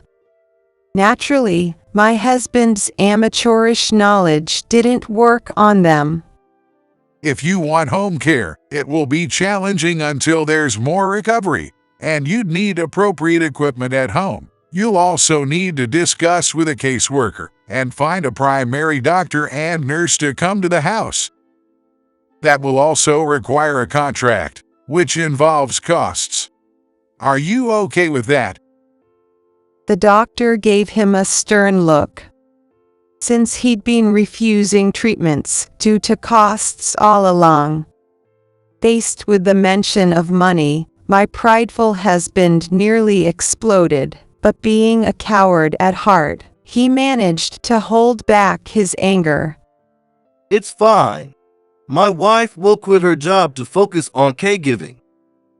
What? You never told me that. Not only was I shocked, but even the doctor and nurse present were surprised at his sudden declaration without any consultation. However, my husband had finally reached the peak of his anger, and he began yelling at me right there, without any regard for the people around. Do you not care if Dad dies? You're heartless. Even if I gave in here, it was obvious my husband would start withholding money again. If I quit my job, there would be nothing left for me and my father-in-law but a future of poverty. I tried to persuade my husband with the doctor's help, but his resolve seemed unwavering, and the discussion ended without progress. The doctor and I were both at a loss. As everyone involved grew more exhausted, my husband took a shocking action. It happened about a week after he first said he wanted to bring his father home from the hospital. Suddenly, I got a call from him. I had a bad feeling and honestly didn't want to answer, but I couldn't ignore it either. Reluctantly, I pressed the answer button on my phone. Hello. What my husband said next was unbelievable. I've discharged Dad. Since neither you nor that primary doctor were there, the hospital was happy to let him go. What? My husband had forcibly discharged my father-in-law from the hospital. Since my husband was his only biological child, his opinion held significant weight. The hospital couldn't keep a patient indefinitely without any hope of recovery. And there were certainly people who found home care more convenient in such cases. Seeing my father-in-law lying in bed, I felt utterly lost. Quit your job and take care of Dad. And now, my husband's harassment began. I resisted, of course, but once my husband was fired up, there was no stopping him. My wife needs to provide care. Make her quit her job now. Are you going to abandon a bedridden elderly person? Are you guys just going to leave an old man to die? He even came to my workplace, making a scene at the front desk. Many of my students and co-workers knew about my situation, and they were all equally shocked. I finally gave in to my husband's outburst, which showed no signs of stopping. Fine, I'll quit. You should have just done that from the start. Trying to fight back only makes things worse at work. The smartest choice is to just listen to me quietly, got it? If I kept resisting, it would only cause more trouble for my workplace. Though some people offered to help me by suggesting I contact the police, I chose to resign. Surely my husband's harassment would come faster than anything the police could do to help. The harassment didn't stop even after I quit my job and focused on caregiving. Even though he was the one who insisted on home care for his father, my husband continued to come home only occasionally. Of course, he never helped with the caregiving, and instead enjoyed criticizing me over anything he could find. Hey, are you even cleaning? There's dust everywhere. Living in a room like this could make Dad's condition worse, you know? Sitting back on the couch with a smirk, he showed no concern for his father's well-being. It seemed he had taken his father in just to harass me. Dad's room stinks. You're bathing him, right? George can't even get in a wheelchair. I can't put him in the bath, but I wipe him down every day and make sure to reposition him to prevent bed sores. Put him in the bath. I can't stand the smell. The house feels so dirty because you're slacking off on your chores. Why do you think I made you quit your job to focus on the housework? It's no surprise if I break down in this situation. Honestly, I was really feeling overwhelmed, and Ryan started helping me out as long as he didn't have to run into Mike. While I felt bad for relying on Ryan, I found myself leaning on him for emotional support. I'm sorry, Ryan. I'm really sorry. I know you have work too. Mom, you don't need to apologize. Besides, my job can be done remotely just fine. I've always regretted leaving you behind when I moved out. Please, just let me do this for my own peace of mind. It's hard to believe he's related to my husband by blood. How could he be such a kind child? Ryan's kindness seeped into my worn-out heart. However, as if he couldn't even tolerate that brief moment of peace, my husband went on to say something even more outrageous. My mistress is pregnant. Take Dad and leave. Hey, how can you say that without even helping with the caregiving? Ryan, calm down. At first, it seemed my husband didn't know who Ryan was. But after seeing my reaction and hearing the name, he finally remembered his own son. He frowned obviously and glared at Ryan with displeasure. What are you doing here? Just showing up now. You're probably just after the inheritance. I won't give a cent to a cold-hearted son like you. Get out along with that woman. Ryan was too stunned by his father's words to say anything. In contrast, I felt a chilling calm wash over me. Fine, but I'm leaving George here, because... I lifted the blanket covering my father-in-law and showed his back to my husband. There was a corset wrapped around him, but scars were visible over a wide area. It looked like it was still in the process of healing, and it seemed my husband was seeing it for the first time. His eyes began to shake and dart around. George still hasn't regained consciousness, and he shouldn't be moved carelessly. It was risky enough for him to come back here, let alone move again. If he had stayed in the hospital, he might have recovered a bit, but you insisted on bringing him home. But he could be discharged, couldn't he?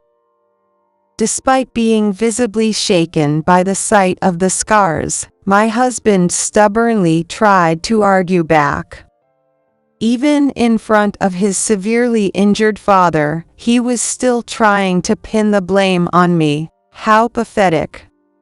The caseworker also said not to put too much strain on him. Moving right now is out of the question. Do you even care what happens to your own father? It's because you aren't taking proper care of him. Stop trying to put the blame on me. My husband reflexively shouted in response to my words. It was Ryan who argued back. Knock it off.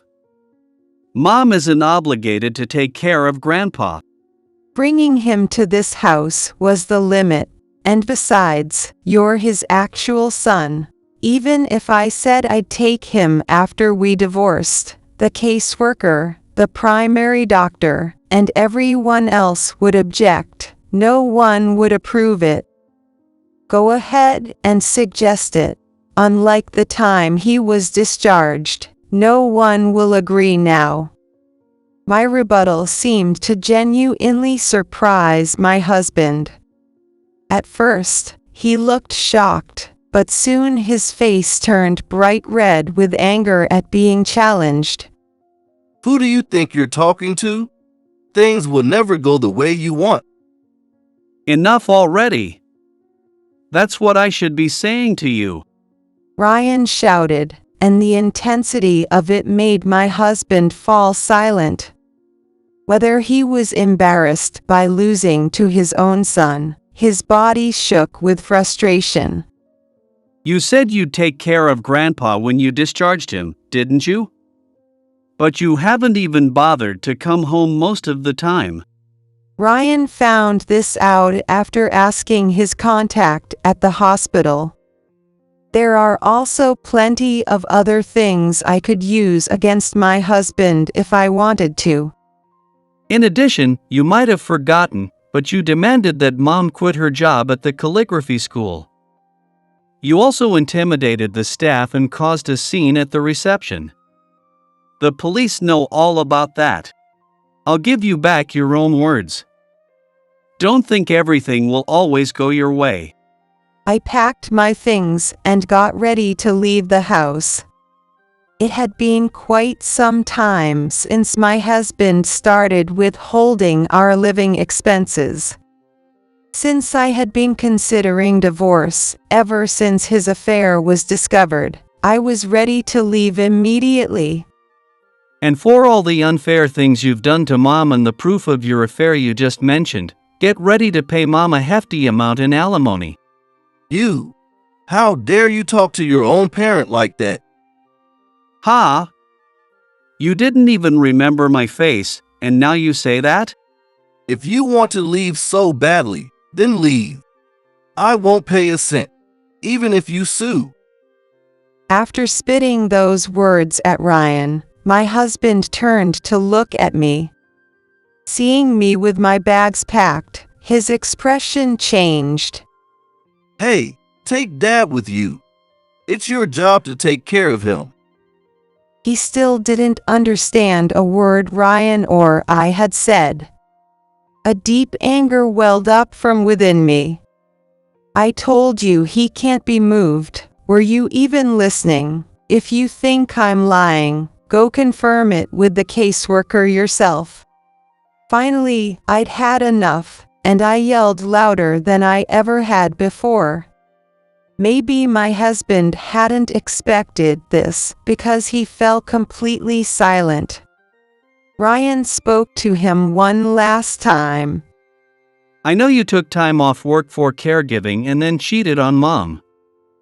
I've informed your company, so you can look forward to their response. That seemed to bring my husband back to his senses. He smirked mockingly and glared at his own son with eyes full of hatred. I'm the CEO. A response.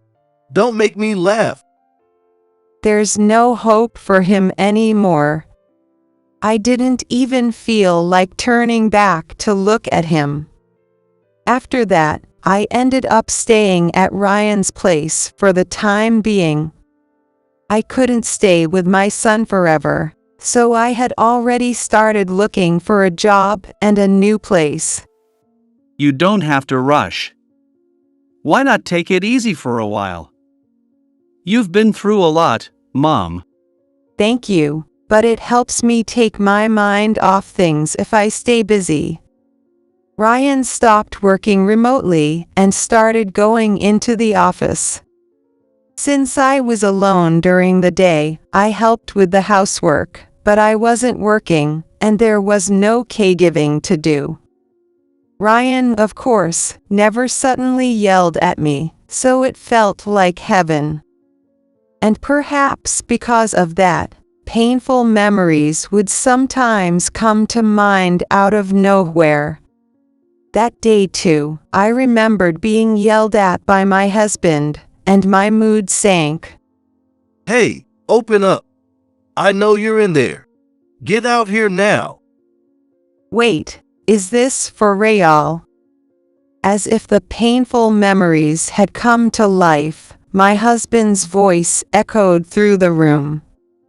Hoping it was just a dream, I looked at the door camera and saw my husband standing there with his mistress, Megan. While I was deciding whether to answer or ignore them, they began shouting loudly. Because of you, my life is ruined. Dad has died. Leaving a dependent elderly person behind is unbelievable. You're heartless. If this continues, I'll only cause more trouble for Ryan. I'm already imposing on him by staying here. Be quiet. Unable to take it anymore, I rushed out of the room, and the two of them looked at me with smirking, nasty smiles.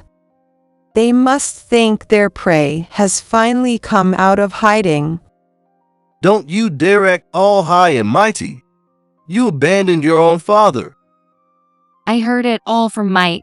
You were out playing around instead of doing proper housework.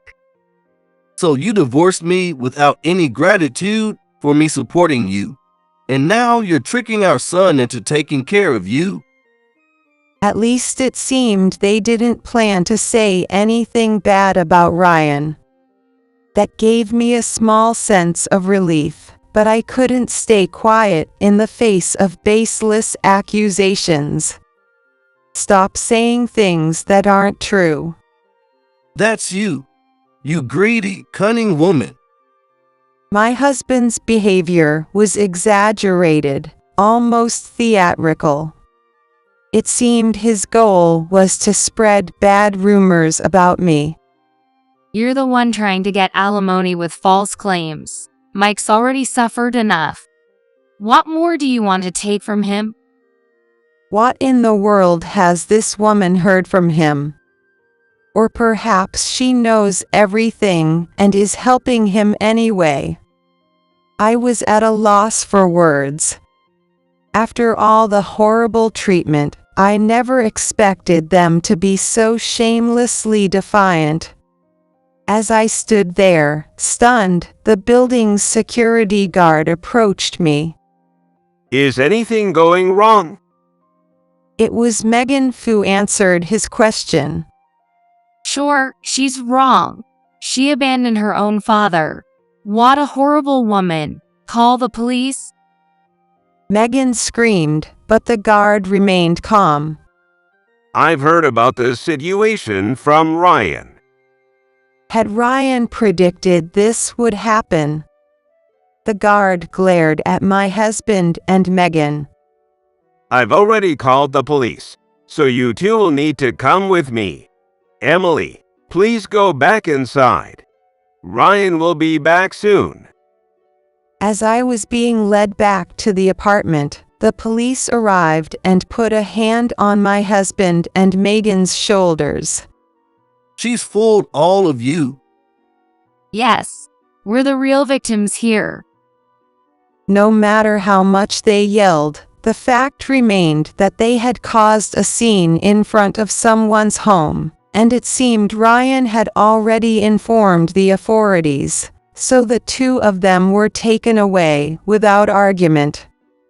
Ryan returned 30 minutes later. Mom, I'm sorry you had to go through that. Are you okay? I'm the one who should apologize for causing trouble. Ryan, who apologized first, had a somewhat relieved expression. When I asked him why, he responded with a mischievous smile. Dad's company just became a subsidiary of mine. What? Ryan started his own company with friends while still in college, and now he's the CEO of a publicly listed company.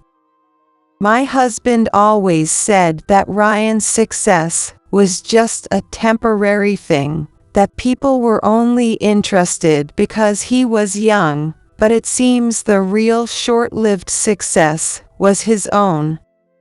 Because he was out messing around, his company was on the verge of collapse. It was easy to buy it out. He's probably just finding out he's been fired now.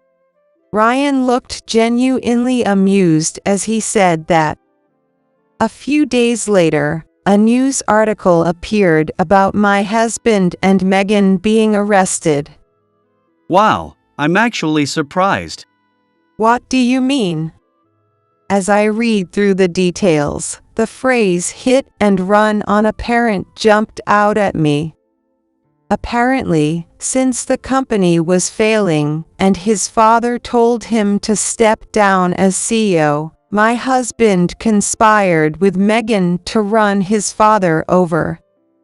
So that business trip was just to create an alibi. If he were close enough to rush to the hospital, he might have been suspected of the hit and run, so he even bought a train ticket and told both the company and me he was on a trip. The case drew significant attention due to his selfish motives and his collaboration with his mistress, and it was covered on talk shows for some time. Reporters persistently tried to get comments from Ryan and me, but since we were in the middle of divorce proceedings and had essentially cut ties, the focus gradually shifted to Megan's relationships and the large amounts of embezzlement my husband had committed. I can't believe he was embezzling too. Sounds like the company plans to sue him. In a way, it was a small blessing amidst the misfortune, as my husband's arrest made the divorce process go smoothly. It looks like I'll get nearly the full amount of alimony I was asking for. However, now that my ex-husband is a criminal facing a lawsuit from his company, I doubt he'll be able to pay the alimony. The Smith family was wealthy, and my ex-husband had inherited his father's estate, so those assets are being seized to settle the payments, and I just have to wait. Apparently, my ex-husband is resisting, but after losing his job and receiving a prison sentence for such a heinous crime, it's no surprise he's seen as unable to pay. It's pointless for him to resist. Though life was hectic for a while, once things settled down, I decided to visit the house. It was the house where I spent years being mistreated by my father-in-law and husband. Honestly, aside from raising Ryan, I have no good memories there, but still, having spent so many years in that house, I was curious about its current state. With Ryan seeing me off, I went alone, only to find that the old house was being demolished and a new one was being built. The surrounding land, which had also belonged to the Smith family, already had a buyer. I felt a mix of sadness and relief. As I stood there, feeling both freed and abandoned, a neighbor called out to me, "Hey, are you Emily?" You. I was at a loss for words. For a moment, I even thought I might be scolded for being related to a criminal. But to my surprise, the elderly woman smiled warmly and took my hands in hers. "It is you, Emily. I'm so glad to see you doing well. We've all been worried about you. That father and son treated you so terribly."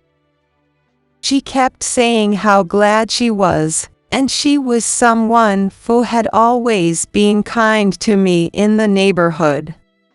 Now that I think about it, even though my father-in-law and husband treated me coldly, The neighbors were always kind.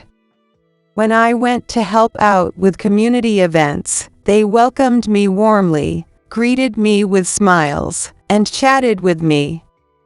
Even when I was raising Ryan, the neighbors were all kind to both of us. I'm sorry I could only watch back then and couldn't help.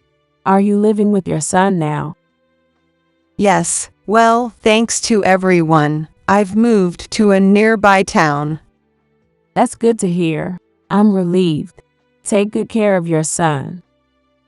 The elderly woman smiled warmly and handed me a chilled bottle of water. A few more neighbors gathered, and we chatted. When they heard I had divorced and was now living with Ryan, they were genuinely happy for me, as if it were their own joy. I received the same warm welcome at my old workplace, where the familiar faces surrounded me. Everyone expressed their concern for me. I'm so glad to see you doing well. I'm sorry we couldn't help you back then. If you need anything, don't hesitate to ask. How kind they all were. When I was being constantly berated by my father-in-law and husband, I hadn't truly noticed the people around me. I hadn't realized there were so many who cared about me. Thank you, everyone. Feeling saved, I stood there, surrounded by my coworkers, and cried for a while. It turns out Megan had a history of other frauds, and she also received a prison sentence. The investigation revealed she had a common-law husband, and the baby she was carrying was his. She had approached my husband purely for his money. She realized my husband hadn't yet inherited any wealth, and that his father intended to leave the estate to Ryan to rebuild the company. So, she manipulated my husband to try to steal the inheritance. My husband was apparently deeply shaken when he found out. But it no longer had anything to do with me, so I just watched it play out as a story on the talk shows. A few years later, I heard through the grapevine that the two had been released, but I don't know what happened to them after that. With their faces so widely publicized, I doubt they'll ever be able to live normal lives again. With my ex-husband in that state, he never returned to the area around his family home, and my father-in-law ended up quietly buried in a shared cemetery nearby without even a proper gravestone. After the divorce, I received a decent amount of alimony and rented an apartment. Ryan had offered to let me live with him until the end, but I didn't want to disrupt his successful life, nor could I keep relying on him forever.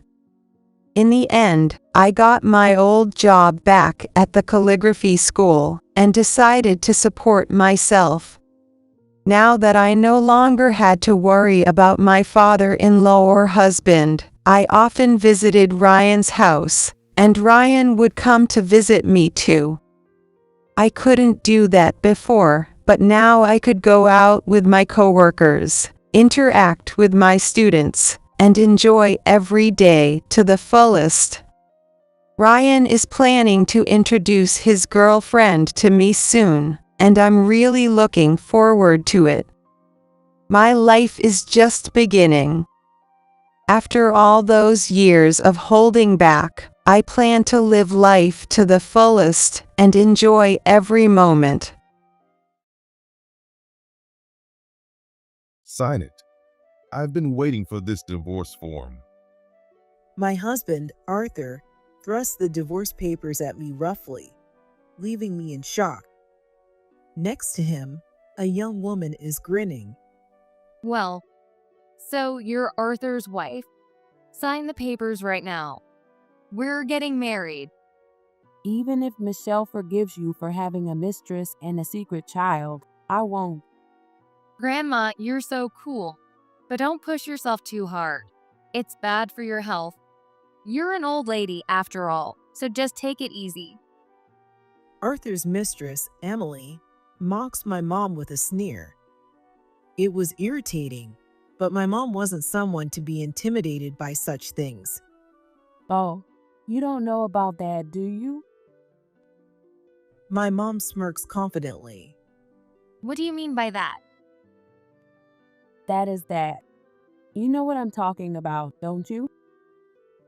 Emily was clearly shaken. My name is Michelle Johnson. I'm 41 years old. It's been 16 years since I married Arthur. Arthur was a classmate from college.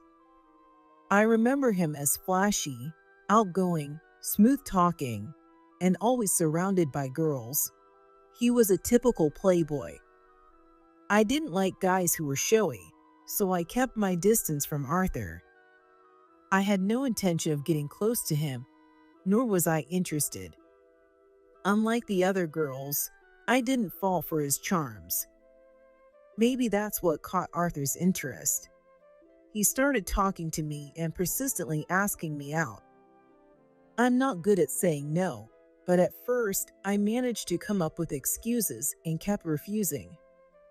But when I ran out of excuses and started feeling guilty about turning him down all the time, I finally agreed to go out with him, just once. It must have been a moment of weakness.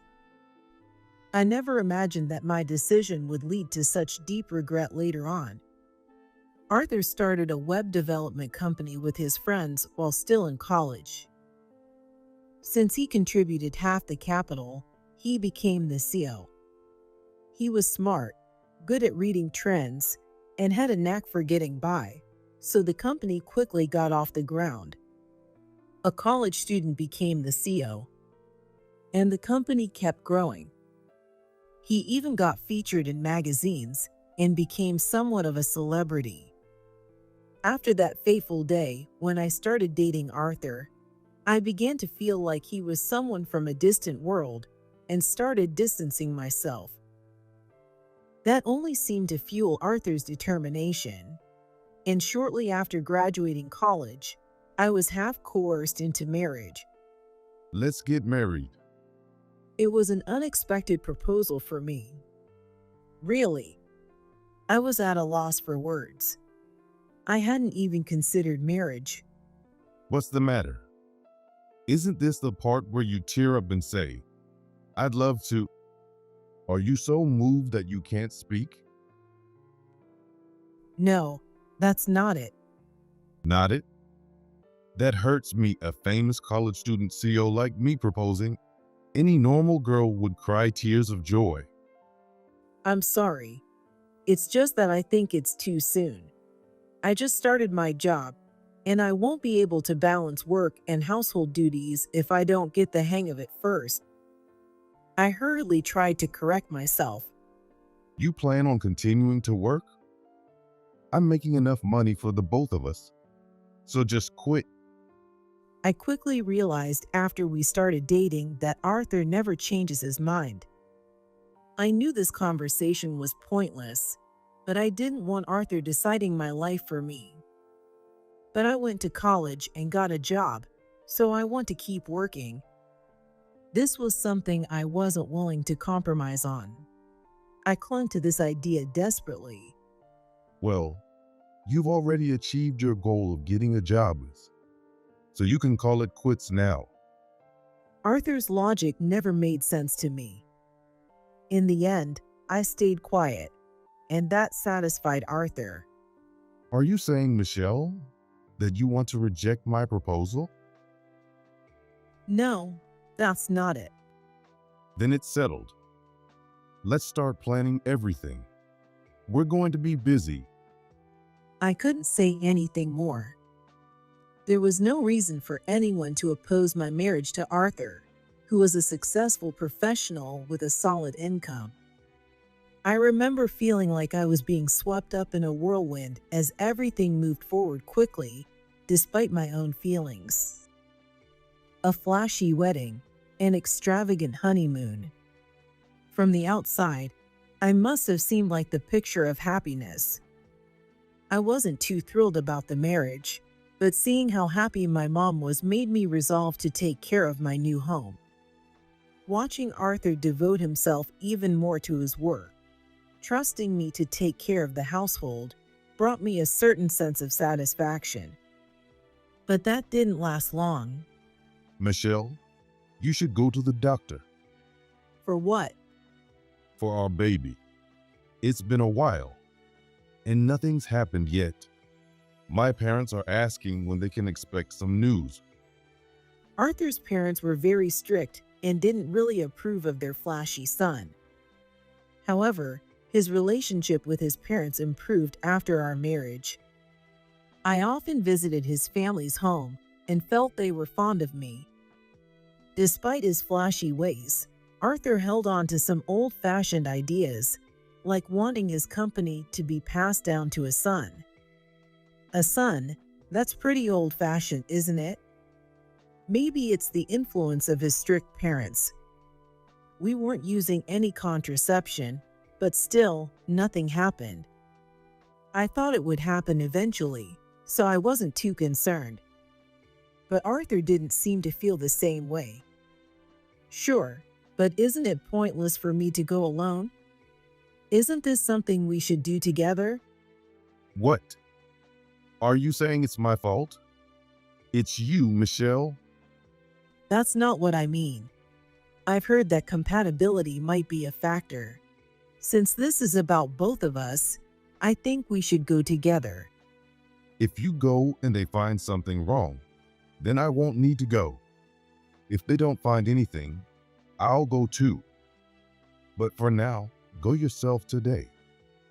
I was angry that Arthur was trying to push all the responsibility onto me, but arguing was pointless. I decided to go along with it and visited the obstetrics and gynecology that day. The results showed no abnormalities. I have no problem. It's your turn. I told him the results when he got home that night. What's with that tone? Are you saying it's my fault?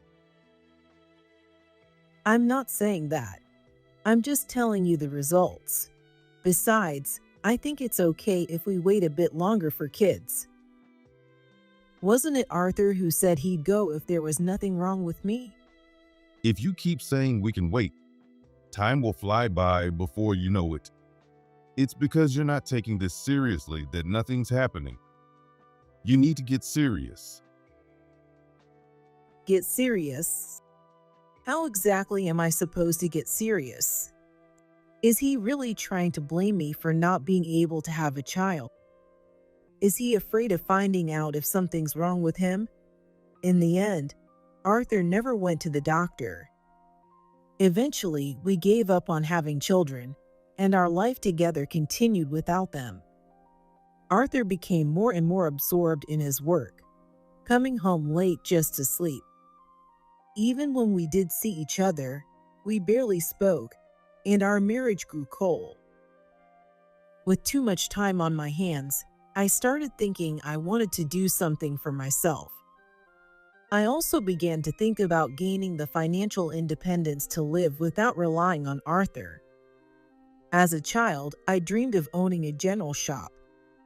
You only live once.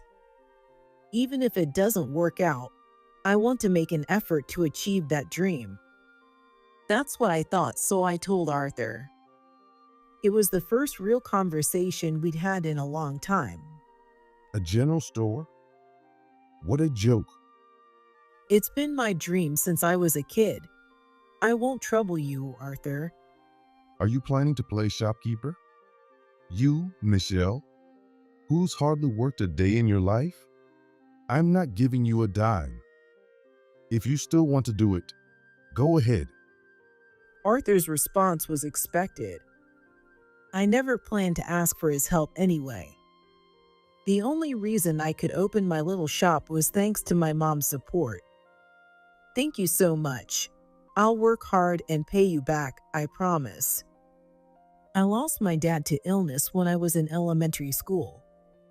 After that, my mom used my dad's life insurance money to start a small restaurant, made it successful, and raised me on her own. She is still a capable mom who runs a small restaurant.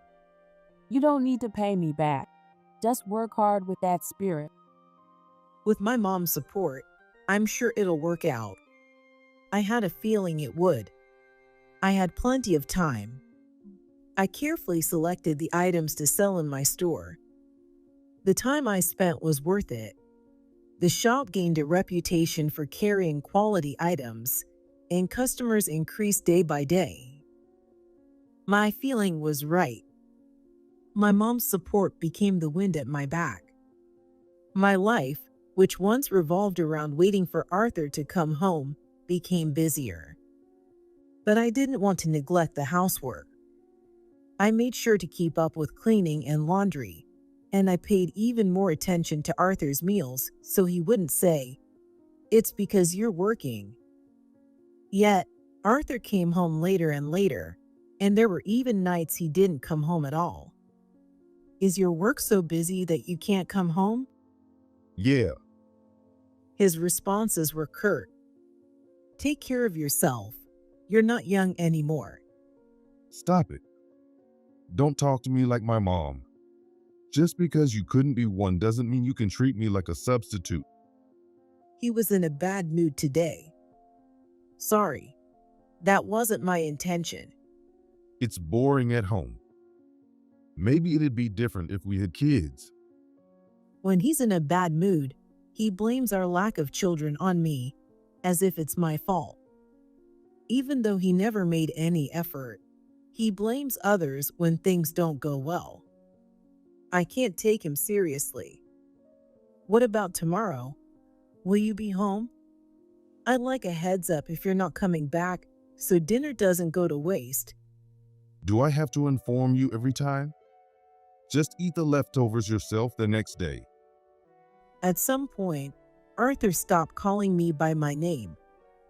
At first, being called you made me feel belittled and upset, but now I'm used to it. In the end, Arthur didn't come home the next day either, without any word. It's good if he comes home twice a week. He brings home a pile of laundry, grabs a few days' worth of clothes, and leaves again. One day, as I was about to do Arthur's laundry, I stopped. There was a t-shirt mixed in that didn't belong to him. Judging by the size and design, it was clearly a woman's. So that's how it is. Oddly enough, I didn't feel anything. I guess I knew deep down that this day would come. When Arthur came home, I asked him directly, "Do you have someone else?" What are you talking about? This isn't yours, is it?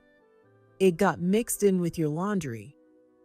When I showed him the woman's t-shirt, Arthur was momentarily surprised and then pretended to be calm and said, Must be from someone at my office. How did it get mixed up? "Do people really take off their t-shirts at work?" If you're sweating, wouldn't you change?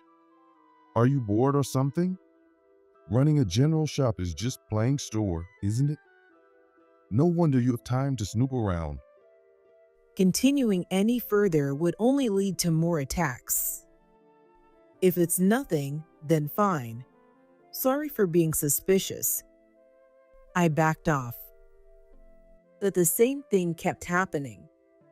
Stockings, earrings, handkerchiefs, underwear. Something clearly feminine kept getting mixed in with Arthur's laundry. The t-shirt wasn't just a coincidence. It was a declaration of war against me. It seems like Arthur's admirer wants me to notice. After it happened several times, I gathered the items that had been mixed into the laundry and put them in a paper bag, then handed it to Arthur. What's this? I have no idea. All of this got mixed in with your laundry. This was on purpose, right? She's got a lot of nerve, doesn't she? Cut it out. My job is nothing like your little shop. It pisses me off that you'd accuse me of cheating when I'm working my ass off. You're such a pain. He's getting defensive because he knows he's guilty and has no way out. Just looking at you makes me sick. I won't be coming home for a while. And it's your fault. I silently watched as Arthur packed his clothes into a bag and walked out. As I heard the door close, I vaguely thought about what I should do next. Why don't you just leave him? I can take care of you on my own. The next day, when I visited my mom's restaurant and told her about Arthur, she quickly told me to break up with him. I'm making enough to live on my own. Here, this is for this month. Thank you. My general shop was doing well enough that I could make regular payments to my mom each month. If you can support yourself, there's no need to put up with it. Have you looked in the mirror lately? You look awful. That's rude. I laughed and looked in the mirror hanging on the wall. The person staring back at me was shockingly tired. You're right. I look terrible. I should have spoken up back then. I'm sorry I didn't see it sooner. Do you still love him even now?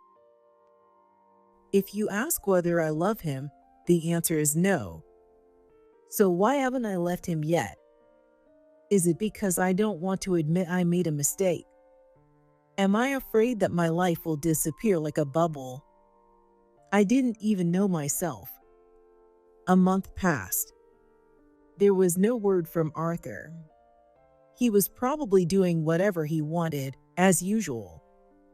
The shop was busy today too, leaving me no time to think about Arthur.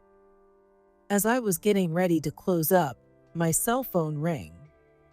The call was from the hospital. Arthur had been brought in by ambulance. They needed me to come immediately because he was about to undergo tests and possibly surgery. Since I couldn't drive, I called a taxi while closing up the shop. But it was busy today, and they said it would take 20 minutes. I quickly called my mom, and she came to pick me up right away. Sorry for bothering you during your busy time before opening. What are you talking about? The regulars are the only ones who come in, so it's okay if I open a little late. With my mom driving, we headed to the hospital. After asking for the room number at the reception, we took the elevator and walked to the room we were told. I heard laughter. It was Arthur's voice. As I entered the room, still doubting my ears, an unbelievable scene awaited me. Next to Arthur, who was lying on the bed, a young woman was sitting, holding a baby.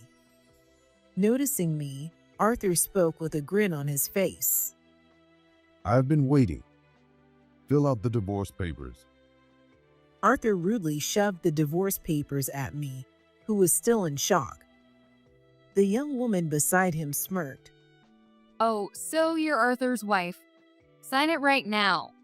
We're getting married. Don't worry, Emily. It'll be okay. That's when I noticed. The woman named Emily was wearing the t-shirt that had been mixed in with Arthur's laundry. Well, I suddenly got a stomachache. That was awful. But it's appendicitis. The intravenous drip cured my pain. So I'm probably not going to have surgery. I'm just taking some medicine. I didn't ask about that. I didn't care about his condition. I understood that this woman, Emily, was Arthur's mistress. But was the baby she was holding Arthur's child? Noticing me staring at the baby, Arthur gently placed his hand on the baby's head and stroked it lovingly. He's my son. It turns out you were the problem after all. Hearing that, as I stood before Arthur's child, was too much to bear. That's quite a cruel thing to say. My mom, who had been silent until then, finally spoke up. Oh, you came too, huh? Arthur's feigned surprise, even though he had noticed her, irritated me. Well, Having a mistress and even a secret child. Michelle might forgive you, but I won't. You're so cool, Grandma. But being furious is bad for your health. You're an old lady, so try to stay calm, okay? Emily mocked my mom with a laugh. It was annoying, but my mom wasn't the type to be intimidated by something like that. Don't you know about that thing? My mom asked with a confident smile. That thing? What are you talking about? You know what I'm talking about. You must have an idea, right? What are you talking about? I have no idea. Arthur, this grandma is freaking me out. Emily was visibly shaken. I don't know anything. But if it's related to Emily, are you sure you don't have any idea? I'm telling you I don't. Are you doubting me? Are you really going to believe this old lady over me? That's terrible. You're awful. Emily started to cry loudly. I wondered if anyone would be fooled by such fake tears. I'm sorry, Emily. Don't cry. Of course, I believe you. This was happening right in front of me. It was so ridiculous, I couldn't stand it. I was about to leave after filling out the divorce papers. Excuse me. 2 men in suits and a woman entered the room. The woman walked up to Emily, showed something that looked like a badge, and then opened a piece of paper to show her. Emily stared at it, her face turning pale. Are you Emily? This is a warrant. Please confirm. It's 5:30 p.m. You're under arrest on suspicion of fraud. The 3 people in suits were police officers. The paper they showed was apparently an arrest warrant. What on earth had happened? Even I was confused, so it was only natural that Arthur was in a panic. Wait, what? Suspicion of fraud? What's going on? Without responding to Arthur, the female officer took the baby from Emily and cuffed her hands. No, I didn't do anything. Help me. Arthur, please. I said she didn't do anything. Let her go. Don't put those on her. As Arthur tried to get out of bed, a nurse who had just come in desperately restrained him. Take these off. Arthur, do something. Both of them were on the verge of losing it. If you keep resisting, you'll end up with more charges, so calm down. The female officer, who had been calm until then, raised her voice, and Emily finally gave in, collapsing on the spot and crying out. Arthur, too, was stunned and unable to move. The male officer immediately lifted Emily up, and as he carried her out of the hospital room, her cries echoed down the hallway. We appreciate your cooperation. The female officer remaining in the room turned to Mom, thanked her, and left. I had no idea what was going on. What on earth is happening? That girl has been involved in multiple marriage scams. Marriage scams? After hearing from me that Arthur might have a mistress, Mom hired a private investigator to uncover the truth. I really admire her proactive approach. And a few days later, when Mom saw the photos that were handed over, she was shocked. The woman smiling next to Arthur looked exactly like the person in the photo a regular customer once showed her, saying, "This girl scammed me." At first, I thought it was just a coincidence, but something kept bothering me. So she went to the police to consult. I was shocked when I went to the police. At her age, she was already a well-known marriage scammer. When Mom learned that she would be arrested in a few days, She called the police right after I called her today, knowing that Emily would likely go to the hospital too. I never expected her to be arrested right here. Not knowing that such things were happening behind the scenes, Arthur and Emily laughed as they handed me the divorce papers. Thanks to this, even the naive Arthur must have faced reality. Haven't you noticed something too? Mom said to Arthur, but he just stared blankly into space. I signed the divorce papers on the spot. Mom kindly filled in the witness section. As I thought about how this was all prepared in anticipation of my arrival, I felt a surge of frustration. But seeing Arthur dazed in front of me, that feeling started to fade. Now, you can marry that con artist. Best of luck. I put the divorce papers in my bag and left the hospital room with Mom. The next day, I submitted the divorce papers. There was no sadness or loneliness at all. Thinking about what I had to do from now on, I felt a surge of determination. I can't let things end like this. About a week later, I headed to the address Arthur had given me. It was the address of the apartment where Arthur, Emily, and their child lived. When I arrived and looked up at the apartment building, complex emotions washed over me. While living with me, Arthur had built another family here. But those feelings were drowned out by the piercing cry of a baby. The child of Arthur and Emily had been placed in a facility on the day of the arrest, but a few days later, after Arthur's discharge, the baby was back home. I rang the intercom, and when Arthur appeared, I was shocked. In just a few days, he looked like a completely different person, so worn out. Michelle, you came to help me? Hearing my name after so long made my skin crawl. Help you? No way. I came because I have business here. Come on, help me. I can't handle raising a child on my own. How convenient his thinking is. I was amazed, but the child was innocent. I entered the room and picked up the baby who was crying in the bed. As I gently patted the baby's back, it began to calm down.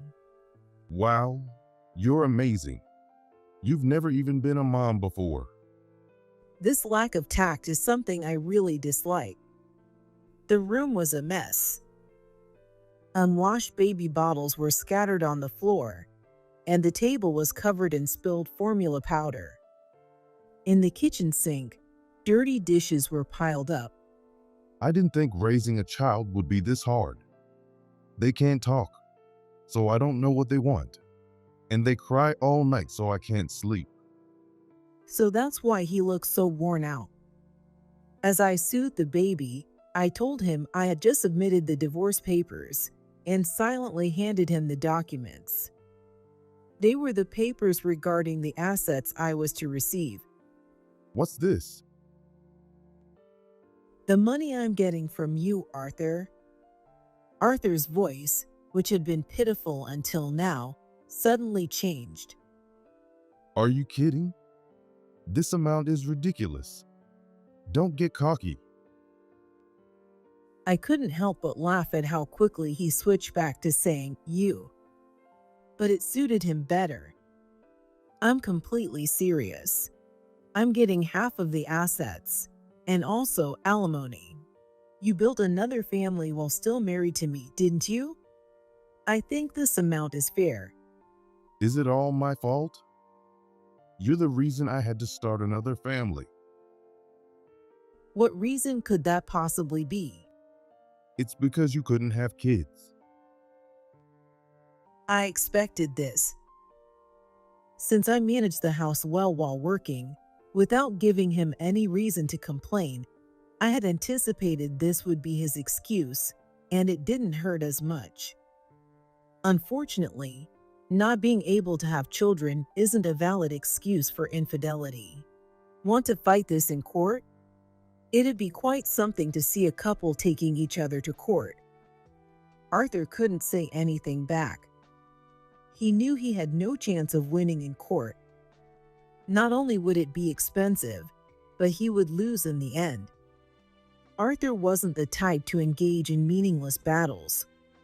Fine, I'll pay you what you're asking. But please, until Emily gets back, can you take care of the baby? I haven't even been able to go to work. You expect me to help you, Arthur? How much does he need to insult me before he's satisfied?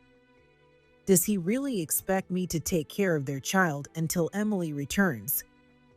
If you're serious, I'll seriously answer. I won't forgive you, Arthur, for disregarding my dignity. There's no way I would help you. Why don't you ask your parents? I already did. But you know they won't accept this situation.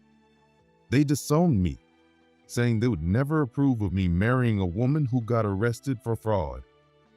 The day after I submitted the divorce papers, Arthur's parents came to see me. As soon as they saw me, they apologized for their son's actions. Knowing how they were then, it makes sense they would disown him. Arthur lost even his parents because of Emily. Emily didn't have any parents either. Her parents divorced when she was young, and she was raised by her mother, but her mother went missing around the time Emily graduated from high school. Since then, Emily had survived by repeatedly scamming people. You know, Emily's had a tough life. She has no one else to turn to. I do feel sorry for Emily's background, but that doesn't justify her scams or give me any reason to help. Why don't you prepare bail money and get Emily back yourself? I said coldly, leaving Arthur's place behind. A few days later, I heard that Emily was released on bail and returned home. There were apparently many victims, but they all agreed to settle out of court with compensation and alimony. But I doubt that Arthur, who has always been careless with money, has any savings. It seems that before they got married, Arthur had given Emily a substantial amount of money. If we hadn't had kids, my relationship with Arthur might have ended just as a financial arrangement. I have a favor to ask. Could you wait a bit for the division of assets and alimony? As expected, Arthur came to me in tears. Beside him stood Emily, holding their child. Why? It's necessary for the settlement. Please help me. I had planned to sell the house we lived in for years and divide the assets and alimony. But now he was asking me to give it all to him without dividing it. Even at this point, he still asks for help. Though I anticipated this, I can't help but feel pity for my ex-husband. I told you before, didn't I? I won't forgive you, Arthur. There's no way I'm helping you, but I'll give you one choice. I had already prepared a plan. How arrogant, you old woman. What choice? Emily, shut up. Arthur scolded Emily, who was sulking. Your company. What? Hand over the company to me. What? Are you out of your mind? Emily's voice rose in surprise. What nonsense are you talking about? There's no way I'm giving it to you. Arthur's voice was also shaky. The one spouting nonsense is you, Arthur. You either give up on the settlement or hand over the company. There's no other option. Oh, or maybe you could rely on someone else. I knew Arthur had no one else to rely on. And I also understood how significant it was to give up the company. When he talked about his dream of starting it, when it was established, when it grew, I was always there with him. That's precisely why I decided to take it away. For someone who belittled the person I was, the life I lived with him, I decided to take away the company that was likely precious to him. I worked so hard to build this company. So what? That has nothing to do with me. If you hate it so much, let Emily spend some time in jail. From what I see, she doesn't seem remorseful. You old woman, what do you think will happen to this child if I end up in jail? Don't you feel sorry for them? Women who couldn't become mothers are really cold-hearted, huh? There's no point in talking to her. It's as if she has no grasp of reality. When Arthur was starting the company, I had invested a little in it. I was thrifty, never spending my allowance or holiday money from a young age.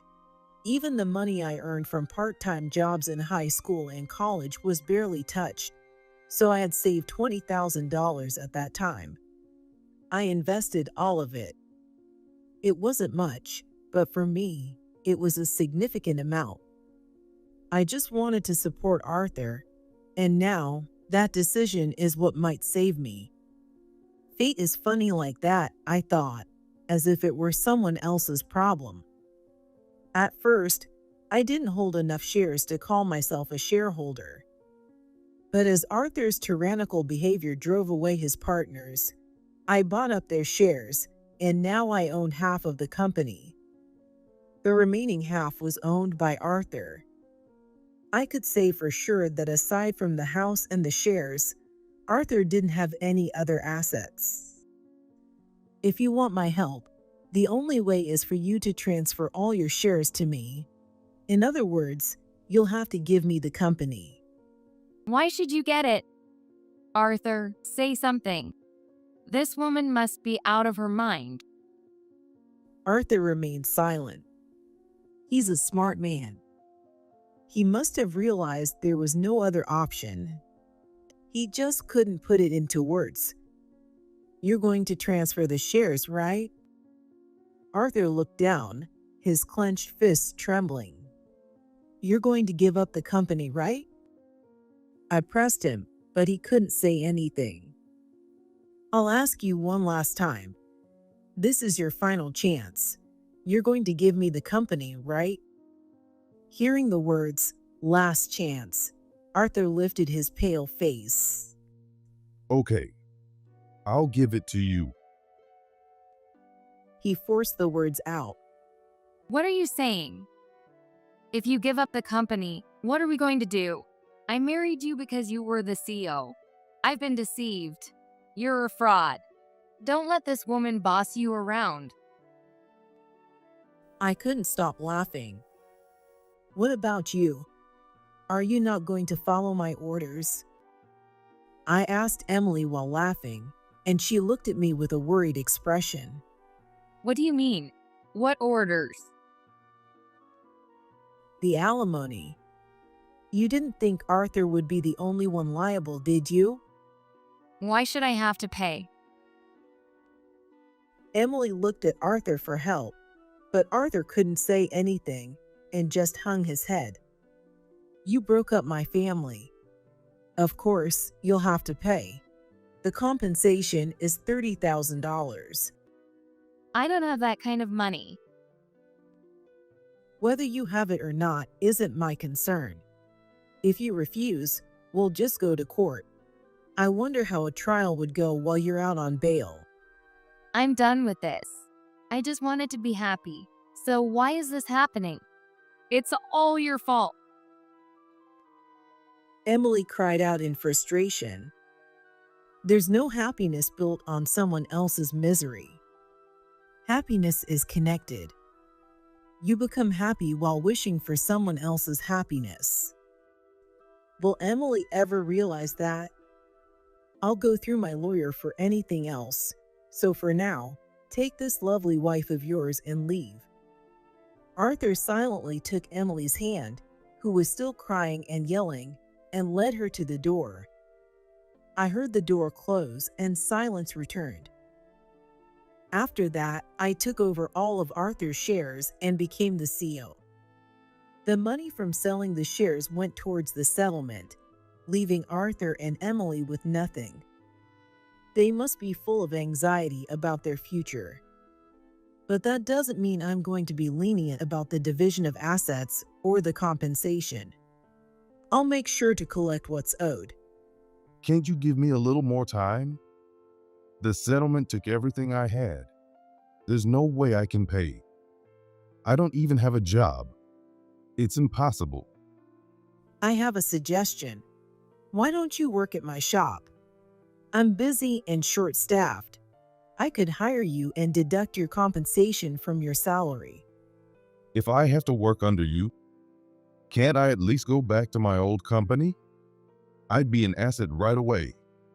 And you must be busy there too. It's true we're busy. But I have no intention of bringing Arthur back. No, Arthur, I don't need you there. If you're okay with playing shopkeeper, I'll hire you at my store.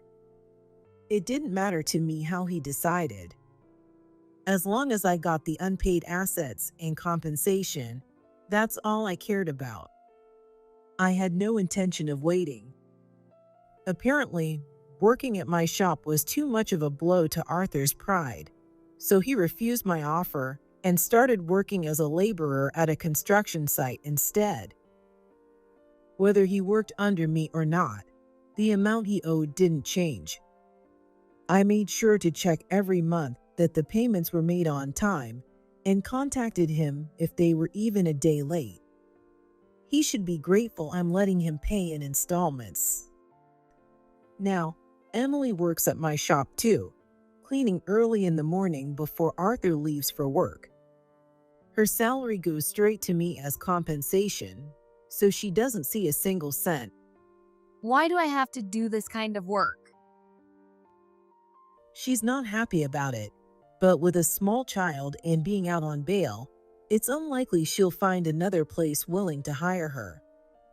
She has no choice but to work here. How long can Emily, who has lived a flashy life by deceiving countless men, endure this dull job? Arthur's income has dropped significantly from when he was the CO, and their life is unexpectedly tough. It seems like they argue constantly. The day they split up might not be far off. Meanwhile, my shop is still growing in sales. We've even started online sales, and I've had to hire more staff because I can't handle it all by myself. Managing the shop was already busy enough, but now that I'm running the company too, I'm so swamped that I could use all the help I can get. I even asked my mom if she could close her small restaurant and come help me, but she quickly turned me down. This job is my passion, so please don't take it away from me. Mom says with a smile. Her smile is my motivation. Right now, I can't help but enjoy my work. The general store is my childhood dream come true. I feel like I'm nurturing it with care. The company I took from Arthur holds a special place in my heart because I've known it since I was young. That said, managing it has been tough for someone like me with no experience, and I couldn't have done it without my team.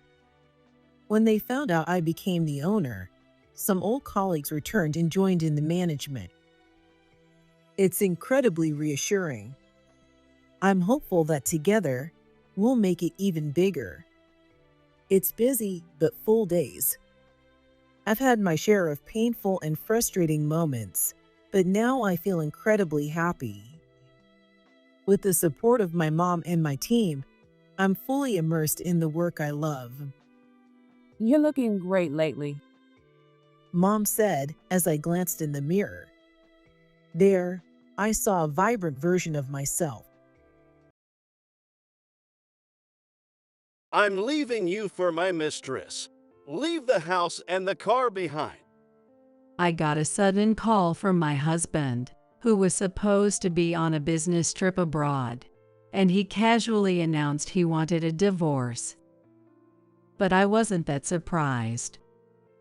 My husband has always thought he was the most important person in the family and looked down on me and our sons. So even though he suddenly told me he had a mistress, I figured he wouldn't have any problem cheating. But he kept talking on the phone, asking if I was surprised or saying he'd forgive me if I got on my knees and apologized. I let out a big sigh. Then, to tell my clueless husband a certain truth, I slowly began to speak. My name is Karen, a 46-year-old working housewife. I live with my eldest son, Sam, my younger son, David, and my husband, John. Sam just turned 17 this year and is busy studying for college entrance exams. David, on the other hand, is in the basketball club and isn't as good at studying, but he's working hard to become a professional player in the future. Both of them are my precious sons. They've long surpassed me in height, and it took a lot of hard work to bring them this far. That's because I've been working hard since I returned from maternity leave with David, having to manage household chores and child rearing in my busy schedule. Despite how busy I was, my husband, John, wasn't cooperative with housework and raising the kids. If my mom hadn't moved in to help with child rearing and housework, I would have reached my limit long ago. However, John once said to me at that time, "Aren't you relying on your mom too much? You should have more awareness as a mother. Listen, a mother should be." Instead of helping, he was giving me a lecture. During that busy time, I was too preoccupied to listen to his lectures properly, but apparently my attitude bothered him. Once, at John's company's barbecue, one of his colleagues said, "Your wife has been working hard since she returned from maternity leave. That's impressive. Most people can't do that." No, she's all about work and doesn't do much housework or child rearing. So it's tough. John replied. Then a female colleague nearby said, looking exasperated, "What are you talking about, John? Your wife has been taking care of the kids during the entire barbecue. You've just been drinking and enjoying yourself. Why don't you help her a bit?" Yo, you might get divorced for being a useless husband. A male colleague jokingly said, but in reality, John wasn't very dependable. Despite such incidents, instead of reflecting, John became a more annoying husband over time, giving more orders without lifting a finger. One day, while I was at work, David's homeroom teacher called. "What? David has a fever." Yes, I'll come pick him up." He had quite a high fever and needed to be picked up. But I was at work and couldn't leave. I also had an important meeting coming up. I remembered that John was off that day and called him to ask if he could pick David up. What? I'm busy right now. "But you're off today, right? Please, can you pick him up?" I begged, but John, sounding annoyed, refused. Isn't that a mother's job? People would look at me weird if I picked him up. You can just go. "But I'm busy with work." Your job isn't that important, is it? Just leave and pick him up. With that, John hung up. I was stunned for a while, holding the phone tightly, unable to believe how terrible John's response was. Then I remembered that Sam's school ended in the morning, so I quickly called him. Wow, that's serious. I'll go pick him up. Don't worry about David, I'll take care of him. When I explained the situation, Sam immediately said he would go, and I felt relieved. I didn't want to bother Sam, who was working hard for his college entrance exams. But with John acting like that, I had no other choice. After that, I rushed to finish my work, explained the situation to my boss, and got permission to leave early. When I got home and went to David's room, my 2 sons welcomed me. Sam had been taking care of David the whole time. Beside David's bed were the chicken soup and cold medicine that Sam had prepared. Sam, thank you so much. You really helped me. It's okay, Mom. You worked hard today. Sam smiled at me, and I smiled back. Even David, lying in bed with a fever, said welcome back in a dazed voice. David, you should keep resting. As Sam tucked his brother in, I couldn't help but feel tears welling up, seeing how much he had grown. Meanwhile, while Sam was taking care of his brother, John was. You're home early. I'm hungry. Make me dinner. He was just lounging around in the living room, scrolling on his phone. When I suddenly asked Sam, he said John hadn't helped at all with David's care. I was exasperated, wondering if he was really the father of 2 children. A few days later, David's cold completely cleared up, and our daily life returned to normal. The only difference was that since David's illness, my sons had become cold towards John. Dad really doesn't care about me, does he? I think I understand a bit of what Mom goes through now. They started avoiding John. But John himself didn't seem to notice at all. On the contrary, he was in a great mood because of his upcoming business trip abroad. The trip was supposed to last about 2 weeks. Despite it being a work trip, John was completely in vacation mode, and I was exasperated. I have meetings about the business trip, so I'll be home late. He had told me that beforehand, but coming home late almost every night was concerning. Often, when John came home, the family was already asleep, but he didn't care and never tried to be quiet when closing the door. Lately, the noise of him coming home often woke me up. Moreover, he got annoyed if I was already asleep when he came back. It's nice that you get to sleep before your hard-working husband comes home. He would say things that made no sense just to be mean. I was busy with work too, so it should have been fine for me to go to bed earlier. I thought that, but if I actually argued back, it would only escalate, so I could only ignore his remarks. One day, John was supposed to come home after 11 p.m., so I decided to go to bed early. Just as I was starting to doze off, my blanket was suddenly yanked off, and I was roughly shaken awake. Hey, wake up! Your husband's home. John, who was drunk and red-faced, had forcibly woken me up.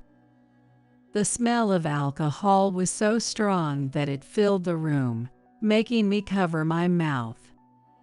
"Are you drunk? Knock it off. I have to work early tomorrow." I retorted without thinking, but John mumbled something at me, slurring his words so badly I couldn't understand him.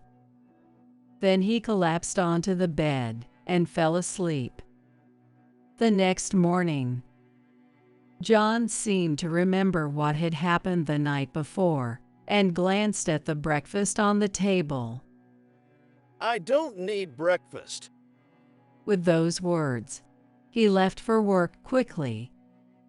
It was probably his way of getting back at me for talking back yesterday. My 2 sons, who saw this, looked exasperated. What was that? Is he a kid or something? Mom, can we eat this? Yes, go ahead. The boys finished the leftover breakfast and, with a cheerful thanks for the meal, headed off to school with smiles on their faces. The night before John's overseas trip, All right, I'm all set. John was happily humming to himself as he prepared. The boys watched him with cold eyes. Recently, they had been thoroughly fed up with John's selfish behavior. Even when he was in the living room, the boys didn't speak to him. But John, oblivious to their cold stares, cheerfully talked to them. I'm going abroad for work. No souvenirs for you guys. That's fine. We don't really need anything. Sam replied calmly, and John looked a bit annoyed. David didn't even look at John. How disrespectful. What if Dad doesn't come back from his trip? Maybe I don't want to come back to such ungrateful kids.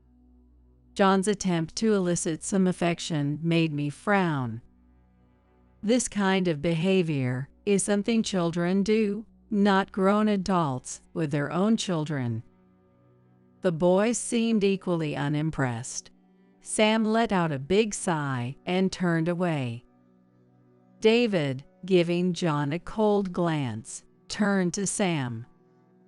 Hey Sam, I need some help with my studies. Sure, let's go to your room. John watched in shock as his two sons ignored him and left the living room. What the hell was that attitude? I was about to say, "It's your fault," but John suddenly glared at me, and I couldn't get the words out. Then John said something absurd. It's your fault for how you raised them. What? Because of you, they're disrespectful to me. Make sure you straighten them out before I get back from my overseas trip. With those words, he stomped out of the living room. A week after John left for his business trip, we were having a very peaceful time as a family. But one afternoon, I got a call from John while I was at work. "Hello." Hey, how's it going? John's voice on the other end was slightly slurred. He sounded pretty cheerful, clearly drunk. "What do you want? I'm at work." I tried to hide my exasperation, but instead of getting annoyed, John sounded even more cheerful and said something outrageous. So, it's out of the blue, but I'm moving in with my mistress, so I want a divorce. Leave the house and the car behind. What? You didn't seem to notice, so I'll tell you. I've been cheating on you for 2 years. According to John, this business trip was actually a vacation with his mistress. The work part was a complete lie, and he was currently enjoying a trip with her in a tropical resort. My mistress, Olivia, is way prettier than you. She still embraces her femininity. She's kind, attentive, and just wonderful. John kept bragging about his mistress Olivia, even though I didn't ask. And then he said, It's your fault for not taking care of me that this happened. If you get on your knees and apologize, I might forgive you. He was clearly drunk, but he sounded serious. He seemed to think that by confessing his affair in his drunken state, I would be so shocked that I would do whatever he said. As if that would ever happen. John took my silence as an opportunity to keep insulting me. I interrupted his rant with a big sigh. And then, to tell the clueless John the truth, I slowly began to speak. We don't have the house or the car anymore. Huh? John's voice sounded deflated. I almost laughed at how pathetic he sounded, but continued. Why don't you come back right now and see for yourself? Anyway, I'm at work, so I need to hang up. Wait! John tried to say something, but I mercilessly pressed the end call button. The next day, after finishing work and getting home, I was relaxing when John called again. Hello. There's a for sale sign on my house, and the car is gone too. What the hell did you do? John jumped straight to the point, and I replied, exasperated. What did I do? I just sold my own house. The car was in my name, so I took it to my new place. What? Your house? What are you talking about? That's my house. How could you sell it without asking me? Were you really unaware of this? I couldn't believe my husband was this clueless. I found myself holding my head in disbelief. To make him understand the reality, I decided to explain everything from the beginning. The house we had been living in was in my name. We had planned to get a joint mortgage before building the house, but during the process, it was revealed that John had a significant amount of debt. Sorry for hiding it. Sorry won't cut it. We won't get the mortgage approved like this. I said, exasperated, and John pleaded me. Could we get the mortgage in just your name? I'll still help with the payments. Feeling guilty, he kept apologizing until I agreed, and we ended up getting the house with just my mortgage. As a result, the house and land were in my name. This was before David was born. John initially gave me some money every month, but soon he started delaying, and eventually, he stopped giving me money altogether. Around this time, I found out I was pregnant with David. Since I was paying the mortgage by myself, I had to work hard after returning from maternity leave. I kept asking John to help with the mortgage, and he'd say okay, but he never actually did. While he did provide living expenses, handling the monthly mortgage payments alone was a huge burden. I can't rely on John. I need to protect our kids' lives. Back then, I was so focused on protecting my kids that I didn't have time to think about myself. If I had more time and composure, I might have lectured John and demanded he pay up. But back then, I didn't have the luxury of time or emotional space. Thanks to my hard work after maternity leave, I managed to get promoted without falling behind my peers. With the promotion, my salary increased. After the kids grew older, I could work overtime and significantly boost my income. I worked hard and paid off the mortgage a few years ago. I thought we would live in this house for the rest of our lives, but I never imagined things would turn out like this. After I explained the situation to John, he still didn't seem convinced. No, this is ridiculous. I'm their father. The house should be in my name since I'm the head of the family. John thought that being the man and the head of the family meant the house was automatically his. I sighed and continued to explain patiently. Then why was I able to sell the house and land? If you were the owner, I couldn't have done that. That was because you. Someone who isn't the owner can't just sell a house or land. Think logically. John fell silent. It seemed he was starting to understand the reality of the situation. By the way, The car he mentioned was also in my name, and I paid for it. John sold his own car to pay off his debts and had been using mine ever since. When I used a car, he had to ride a bike, and he always seemed unhappy about it. Why do I have to ride a bike? Seeing John grumble about it, I thought, if he was that unhappy, he should buy his own car with his own money. Did John think my car was his too? John always looked down on our family, seeing us as beneath him. He probably lived under the assumption that whatever belonged to the family was his. I couldn't believe I had managed to live with someone so selfish for so long. As I was feeling exasperated, John suddenly raised his voice, having realized something. Wait a minute. Why did you sell the house while I was on my business trip? Oh, that.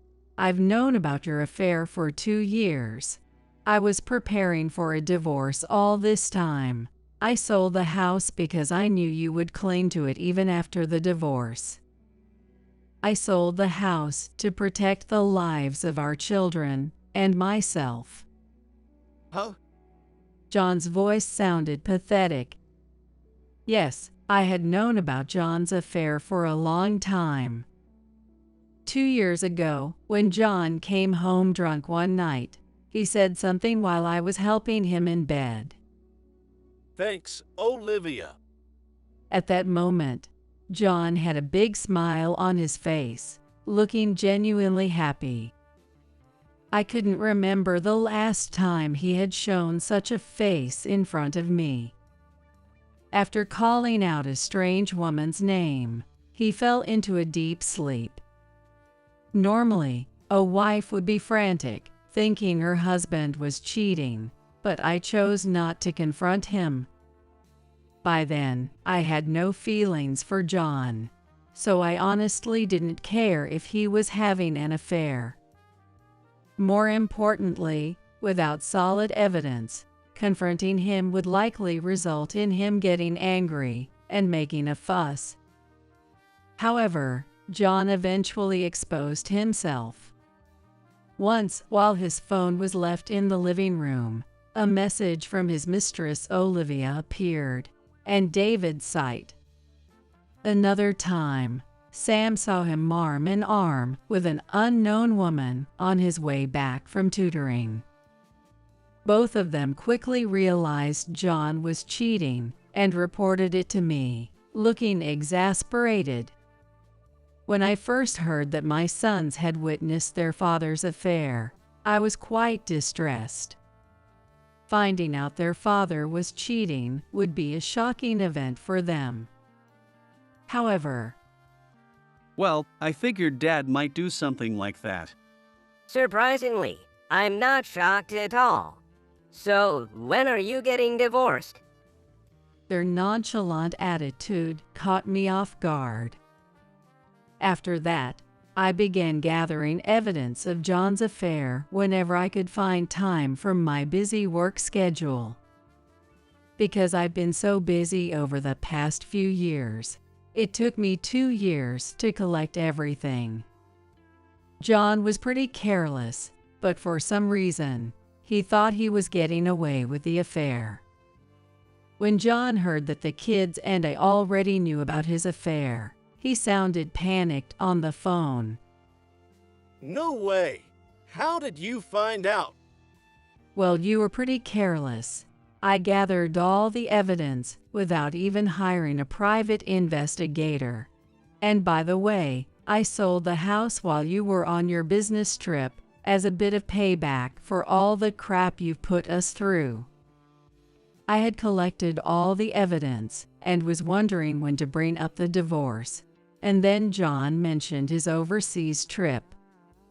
With a smug look, John talked about his trip, and I realized it was a vacation with Olivia, not a business trip. I decided it was the perfect opportunity and finalized the sale of the house. By the way, We are now living in a temporary apartment. It's far from the house we used to live in, so it will be hard for John to find us. Desperate, John said frantically. Where are you now? I'll come over. He still didn't understand the situation. We no longer considered John part of the family, yet he still thought he could be with us. There's no way I'm telling you. We're already divorced. I heard John gasp on the other end of the line. Yes, John and I were already divorced. Once, John and I had a big argument. All you do is work. Get it together. You're a mother, aren't you? Take care of the house properly. During that time, I was extremely busy, working overtime almost every day. The kids helped with the housework, understanding how busy I was, but John did nothing as usual. He was annoyed by the fact that I was busier than him and took out his unreasonable anger on me. You need to get it together. I'm doing the housework in between my busy schedule. You can't even take out the trash properly, so don't lecture me. Exhausted, I snapped and said some harsh words. But compared to John's usual verbal abuse, mine were mild. However, John lost it, slammed a completed divorce form in front of me, and yelled, How dare you talk to your husband like that? Apologize now. If you don't, it's divorce. John's face turned red with anger, and he was breathing heavily. Seeing him like that, I realized talking any further was pointless. So reluctantly, I apologized, but I kept the signed divorce papers, thinking they might come in handy. While John was on his trip, I submitted the divorce papers, and it was finalized. I was officially free from John. Wait, I didn't really want to divorce you. After cheating, you have the nerve to say that. I've wanted a divorce since 2 years ago. John, in a trembling voice, begged, but I coldly refused. Oh, and I'm not just stopping at divorce. I'm suing both you and Olivia for damages. What? Thanks to the evidence I gathered over the past 2 years, I've already identified Olivia's address. Olivia lives at her parents' house with her brother and his wife. She hardly does any housework, so her whole family resents her, but she's naively thinking she'll move out once she gets married. I found this information through Olivia's account on social media. She has a habit of posting everything that happens around her. It was incredibly useful for gathering evidence of the affair, but I kept that to myself. If she doesn't even do housework, she won't check the mail, right? Today, my lawyer is sending her a certified letter. Once it arrives, her family will find out about the affair. I had already asked my lawyer to send a demand for damages based on the evidence I collected. The lawyer is very efficient and quickly handled the necessary procedures. He assured me that the evidence I provided was sufficient to claim damages. This was good news for me, but it seemed like the worst for John. You can't be serious. Hiring a lawyer, demanding damages. Do you know what you're doing? What do you mean? I'll just get compensation from you and Olivia. It's no problem for me. What? This is a problem for me. If Olivia's family finds out, they'll blame me too. I responded calmly to John's panicked outburst. So what? We're divorced. What happens to you doesn't concern me or the kids at all. Oh, speaking of the kids, I'll be taking custody. You've hardly been involved in raising them, so you can't take care of them. John let out a guttural sound. It seemed he finally realized that I had completely cut ties with him.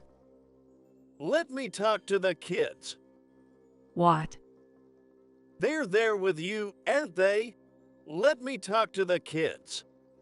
I glanced to my side. Our temporary apartment was a bit small for the three of us, so it was easy for my sons to overhear my argument with John. At Sam's request, I had put the phone on speaker, so the boys had heard the entire conversation. Sam listened to John with a blank expression, while David was frowning deeply. I hesitated about letting them talk directly to their father, but Sam and David both looked at me and nodded firmly. Hello, Dad. Sam, thank God, you're okay. John's tone implied I had harmed the kids, which annoyed me. Sam felt the same way, and angrily replied to John. What do you mean, okay? Mom hasn't done anything bad to us. In fact, we're really happy she divorced you. And remember, you're the one at fault here. Mom and we are the victims, got it? John was speechless at Sam's harsh words. Hey, Dad, did you enjoy your overseas trip with your mistress? David. You said you wanted to talk to us, but what do you want to say? Were you planning to tell us we need a father or that we'd be sad without you? John let out an inarticulate groan, clearly caught off guard. David responded with a voice full of disgust. Actually, we don't need you at all. In fact, it's a relief. Thinking about not having to live with you anymore makes me excited for the future. No way. I feel the same as David. Living with you makes it hard to concentrate on my studies. Our family doesn't need you. With their complete rejection, John started to cry. I'm not one to kick a man when he's down, but I had to say my final words. By the way, I've already informed your parents. They were completely disgusted with you. They said they won't help you at all if you get into trouble. John began to wail. His affair had cost him dearly. Well, goodbye. From now on, we'll communicate through lawyers, so this is the last time we'll talk. Enjoy your life with your mistress. John's voice echoed with despair on the other end of the phone. Ignoring it, I pressed the end call button. After that, I filed for damages through my lawyer. Since John had spent nearly everything except the living expenses he gave me, he had no savings and had to take out loans to pay the damages. He pleaded for help from his parents, but they refused to give him a single cent. Moreover, John had used up all his vacation days to go on dates with Olivia, who was off on weekdays, and still had to take unauthorized leave frequently. This greatly affected his performance reviews, and his chances of future promotions were gone. Even though he had been cheating as he pleased, John was deeply shocked when I divorced him. He couldn't focus on work and would likely be demoted eventually. I was exasperated, thinking he should have never cheated if it would shock him so much. Now he's struggling to make ends meet while repaying his debts. This information came from his parents, who showed no sympathy for their son. Olivia was also found out by her family and kicked out of the house. Her family seemed to be sensible people, and even sent me a letter of apology through their lawyer. According to the letter, they disowned her and threw her out of the house without mercy. Olivia couldn't cover the damages even after exhausting her savings and had to take out loans. However, the lender seemed to be a kind of loan shark, and she was barely able to keep up with the interest payments. Currently, she's working multiple jobs to repay her debts, but I doubt that lifestyle will last long. Well, her fate isn't my concern anyway. Apparently, Olivia tried to steal John from me for his money. However, John's generosity was due to me paying off the house loan, and now that we were divorced, he had no such luxury. Olivia's plan was doomed from the start. I thought they would get married after our divorce, but surprisingly, they didn't. Olivia blamed John for the mess and broke up with him. In the end, John lost his family, his mistress, his money, his home, and his car. Currently, he lives alone in a run-down apartment that's about to fall apart. Meanwhile, I live peacefully with my 2 sons. Selling the house and car brought in a substantial amount of money, so I decided to buy a second-hand house. It's smaller than our previous one, but the previous owners took great care of it, and it looks almost new. My sons seem to love the house, and we live there happily every day. Have a good one, Mom. See you later. Have a great day, both of you. Today, my sons headed to school with smiles on their faces. I sent them off with a smile as well, wishing in my heart that such happy days would continue forever.